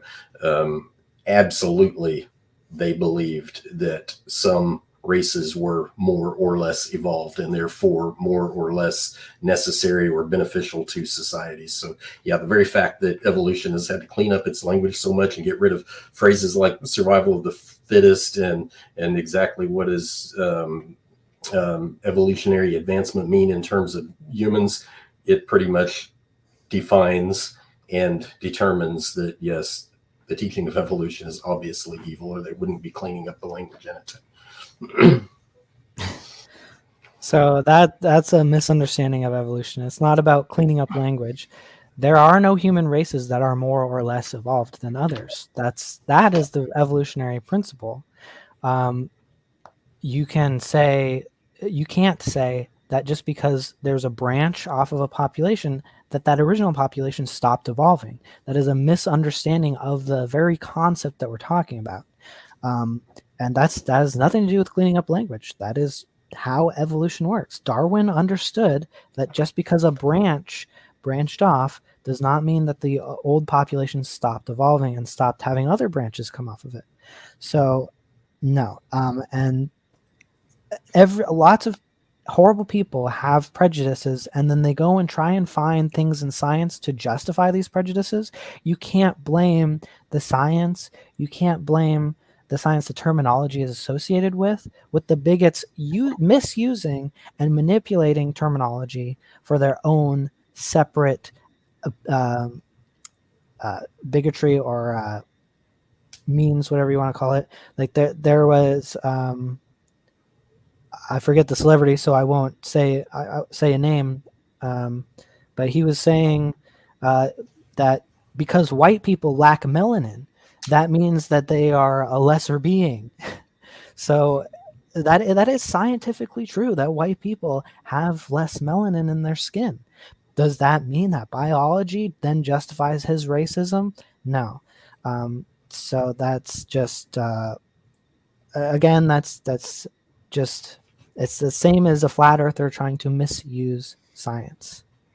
Okay, thank you, gentlemen. Next question comes in from Cool Jesus.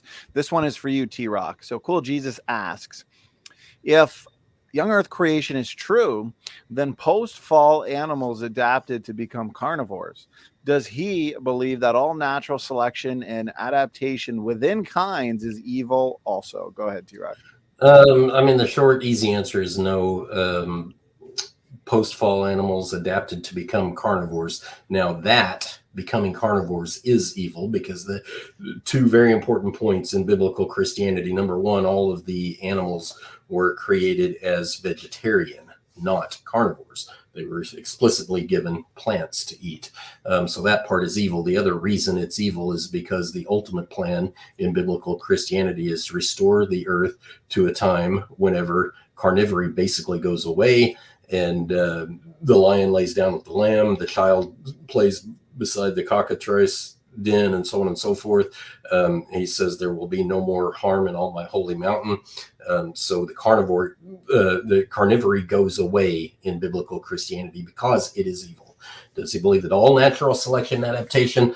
I don't want to go into the long diatribe about natural selection, but adaptation was going to happen regardless of the fall. Adaptation has nothing to do with good or evil in general, in a very general sense. Now, obviously, I have to make an exception for carnivory, but adaptation is a little broader, so you have to distinguish between the two.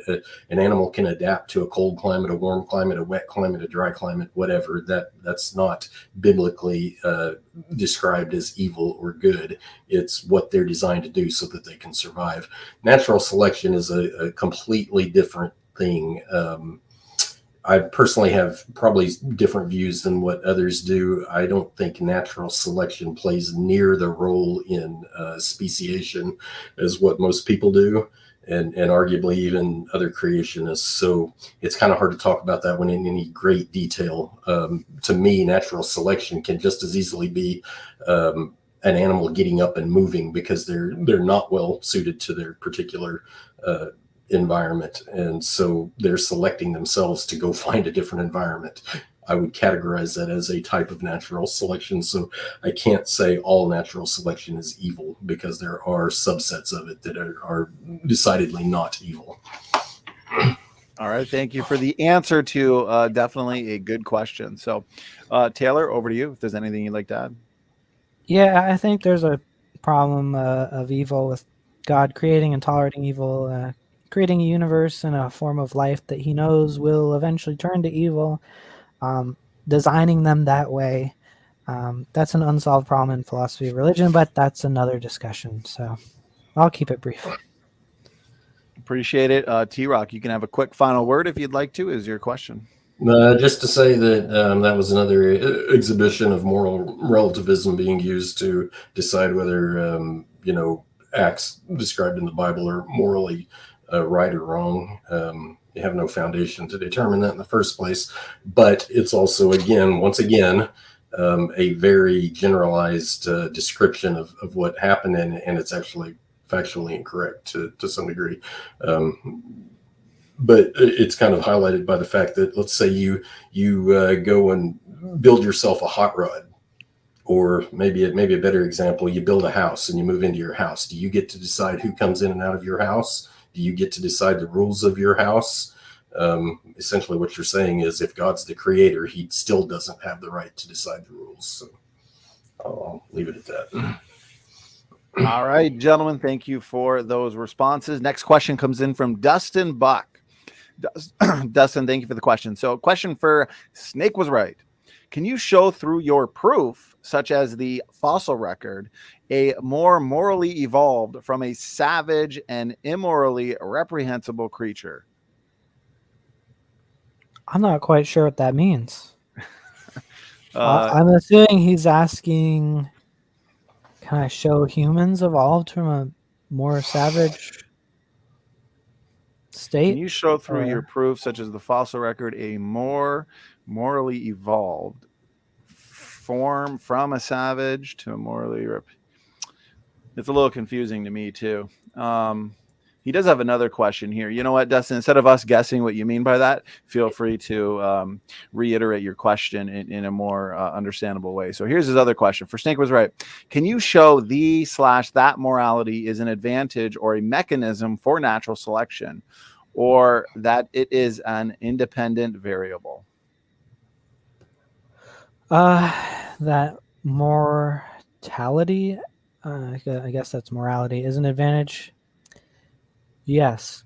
So if you can look at it in humans or even in any animal.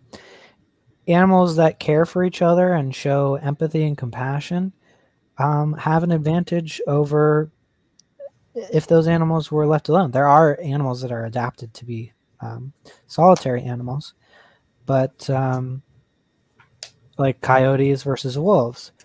Wolves remain in packs, and that's an advantage for their lifestyle. Again, it all depends on the environment. As for humans, it's just cooperation in an evolutionary sense. Morality, as I've described it, cooperation, coexistence, not destroying each other. That brings up the whole society. More technology, more people working together.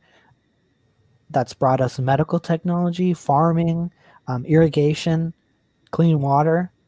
This has essentially been what allows us to take over the world. And yeah, partially a lot of that is industry and people going for profits. That's a good thing. I would say that that's a moral thing because I'm a capitalist. But a lot of that is based on trying to help each other too. And I would say that that's moral. Okay, thank you for the answer there, Taylor. TRock, floor is yours. So I think the question does highlight a really important point here, and that is the fact that evolution it can't even describe where morals come from. All they can say is, okay, apparently chemicals evolved to react or not react or make decisions or whatever. But the question highlights that evolution has no moral foundation whatsoever. So can you show that? Can an evolution show that morality is an advantage? No, but of course they can't, because they don't even know what it is or where it came from. But it also highlights the fact that what I've already said, evolution has had to clean up its language a lot. Advantage, it's an advantage. For example, the lion eats the zebra. It's an advantage to the lion because he gets something to eat. It's not an advantage for the zebra because he gets eaten.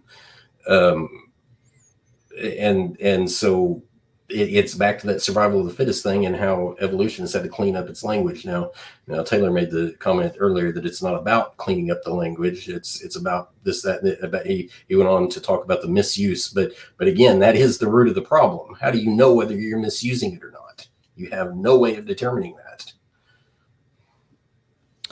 Yeah, we do know how things are misused. If you misuse terms like buoyancy and density, you're a flat earther. Can I ask you a quick question, just real quick? Okay. And then you can continue and have the last word.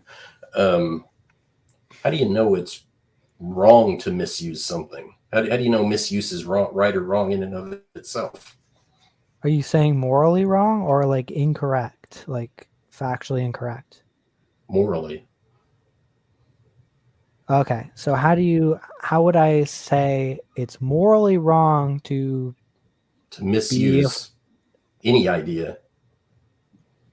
Okay, so because when you misuse certain ideas, you're going in. So using like a car for an example, if you put the wrong parts in the engine's going to blow up and your car's going to crash.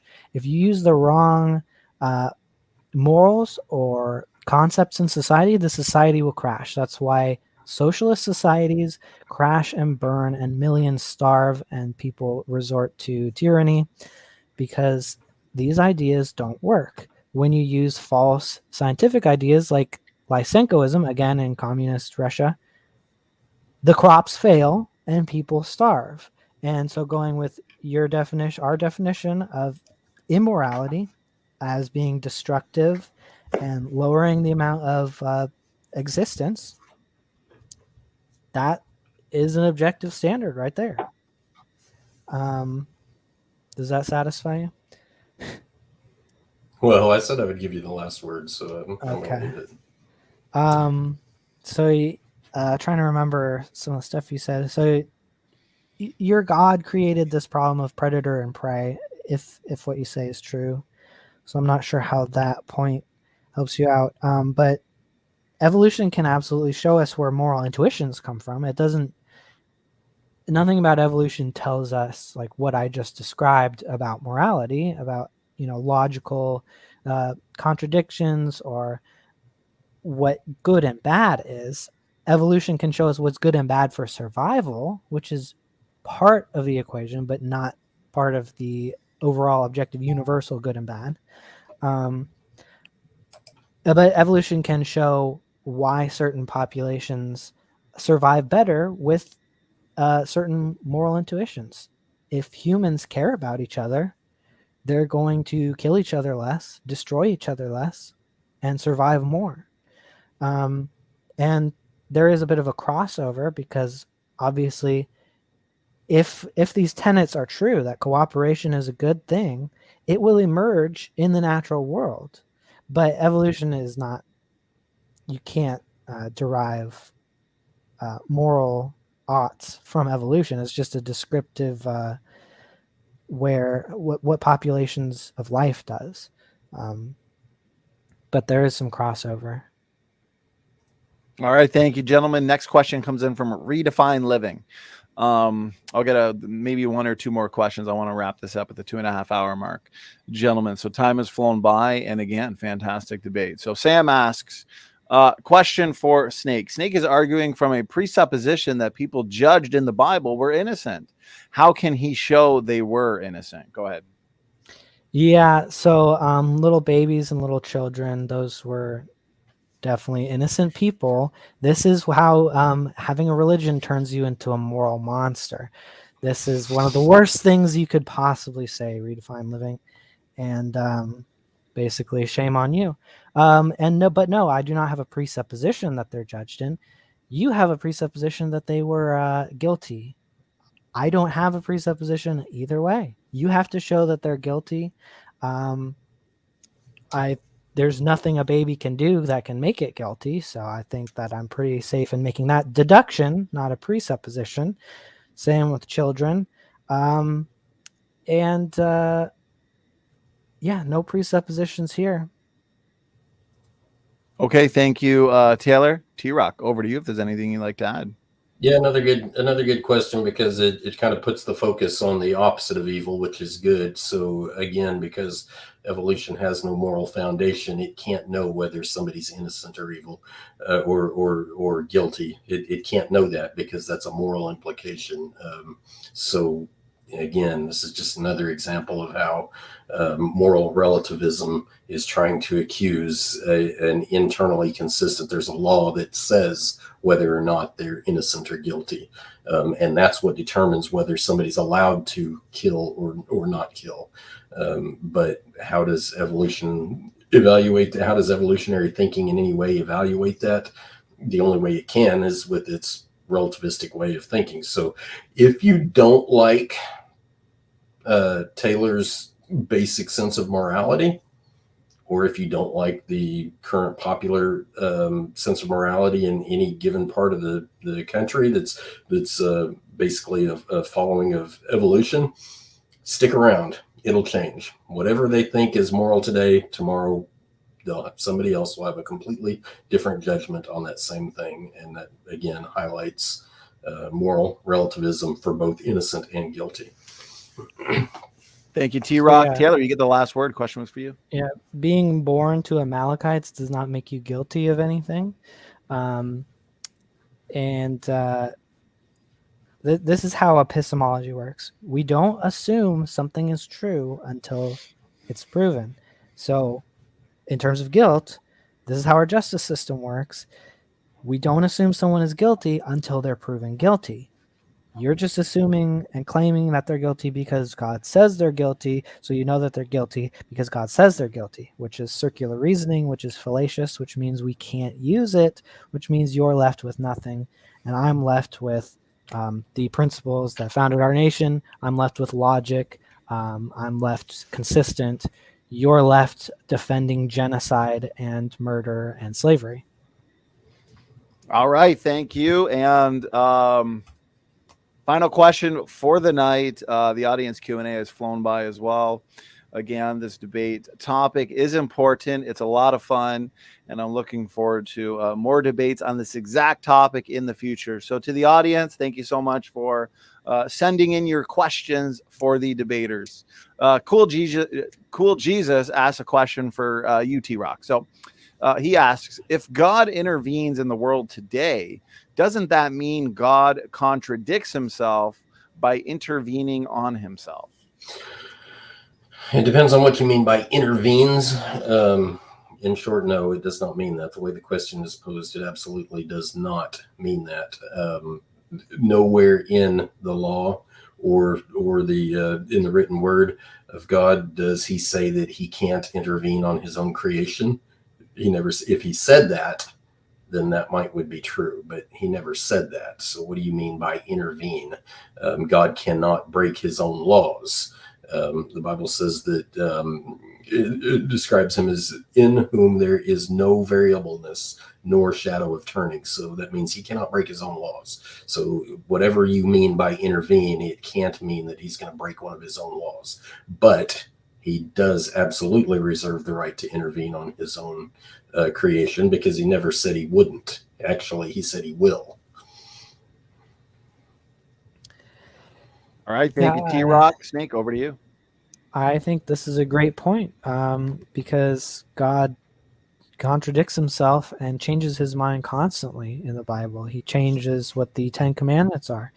He changes his mind with even the passages we were writing. He said he wanted to destroy them, but Moses argued him out of it.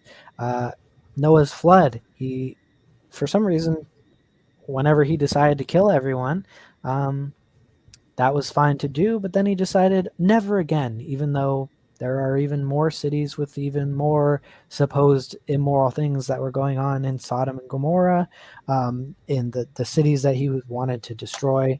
There's a whole lot of that still going on today, but for some reason he's never going to do that again. The fall in the garden, he has the garden, he sets it up for Adam and Eve to fail, and suddenly is surprised to find that they've disobeyed him. So this contradicts both his omniscience, all of these examples contradicts his omniscience and the standards he set up. And something that TRock brought up before, apparently God's invariable, but he has different standards for different people at different times. He has New Testament laws which are changed by the Old Testament laws which are changed by the New Testament laws. So he constantly has this changing double standard, not to mention the self-contradictory, as essential self-contradictoriness of might makes right, allowing slavery, commanding genocide, divine command. That's all. None of that is consistent at all. All right, and TRock, question was for you. We'll give you the last word. So Taylor's entire response once again highlighted the use of moral relativism to decide whether somebody else's position is right or wrong. But the problem, of course, is recursive, because in moral relativism, you can't say with any authority, because you have no authority, you have no foundation to declare it to be so. You can't say whether it's wrong to contradict yourself or not. You can't say whether it's wrong to misuse or something or not. You can't say whether it's wrong to live or die. In the naturalistic worldview, the entire universe is supposed to eventually undergo heat death. Everybody's going to die. All the stars are going to explode or go cold, and all of the life on all of the planets that supposedly exist, especially the Earth, it's all going to die. Everything's going away, and so it only has one. It only has one ending to its story. But again, this kind of highlights the problem that it's a what's the word I'm looking for? There's you're just perpetuating the problem with your decision making. You don't know. You can't declare whether it's right or wrong to contradict yourself. So, so since you asked me a question during one of my responses, could I ask one of you? Sure, go ahead. So are you saying that it is not objectively incorrect? A contradiction is not an objective incorrectness? I am no, that's not what I'm saying. Actually, the laws of logic say that, and I talk about this quite frequently, internal consistency. Now, you made a bunch of claims that there was a contradiction, but you're using your own moral viewpoint to determine whether that's right or wrong. That's the point. The contradictions you suppose are there are not actually there. I'm just bypassing that because the bigger problem with your argument is that you're trying to say that it's wrong to contradict yourself. But why in a position that has no moral, absolute moral foundation? How do you know anything is right or wrong, self-contradictory or otherwise? All right, gentlemen. Again, TRock, Taylor, thank you for another great debate, another one in the books here. And before we shut it down, though, I do want to give you both the opportunity for some final words, final thoughts. I do thank you both for giving us your time for this important debate. Taylor, why don't we start with you? Final words, final thoughts. Thanks for doing this. Yeah, thank you guys for coming. Maybe we can set up a further discussion on moral foundations, because it is an interesting question. Why is contradicting yourself wrong? Yeah, check out Snake Was Right and Debate Cafe.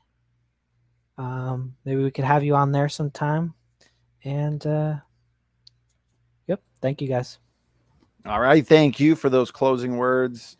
Snake Was Right YouTube channel and Debate Cafe. And I believe we are also in the works on setting up Taylor versus Professor McQueen on relatively the same topic. So more to come on Is Evolution Evil? TRock, thank you for doing this. Thank you for being here. Final words, final thoughts. Yeah, no, it was. I think it's another good discussion to have. We need to expose exactly why evolution is evil. I think the conversation brought that out fairly well.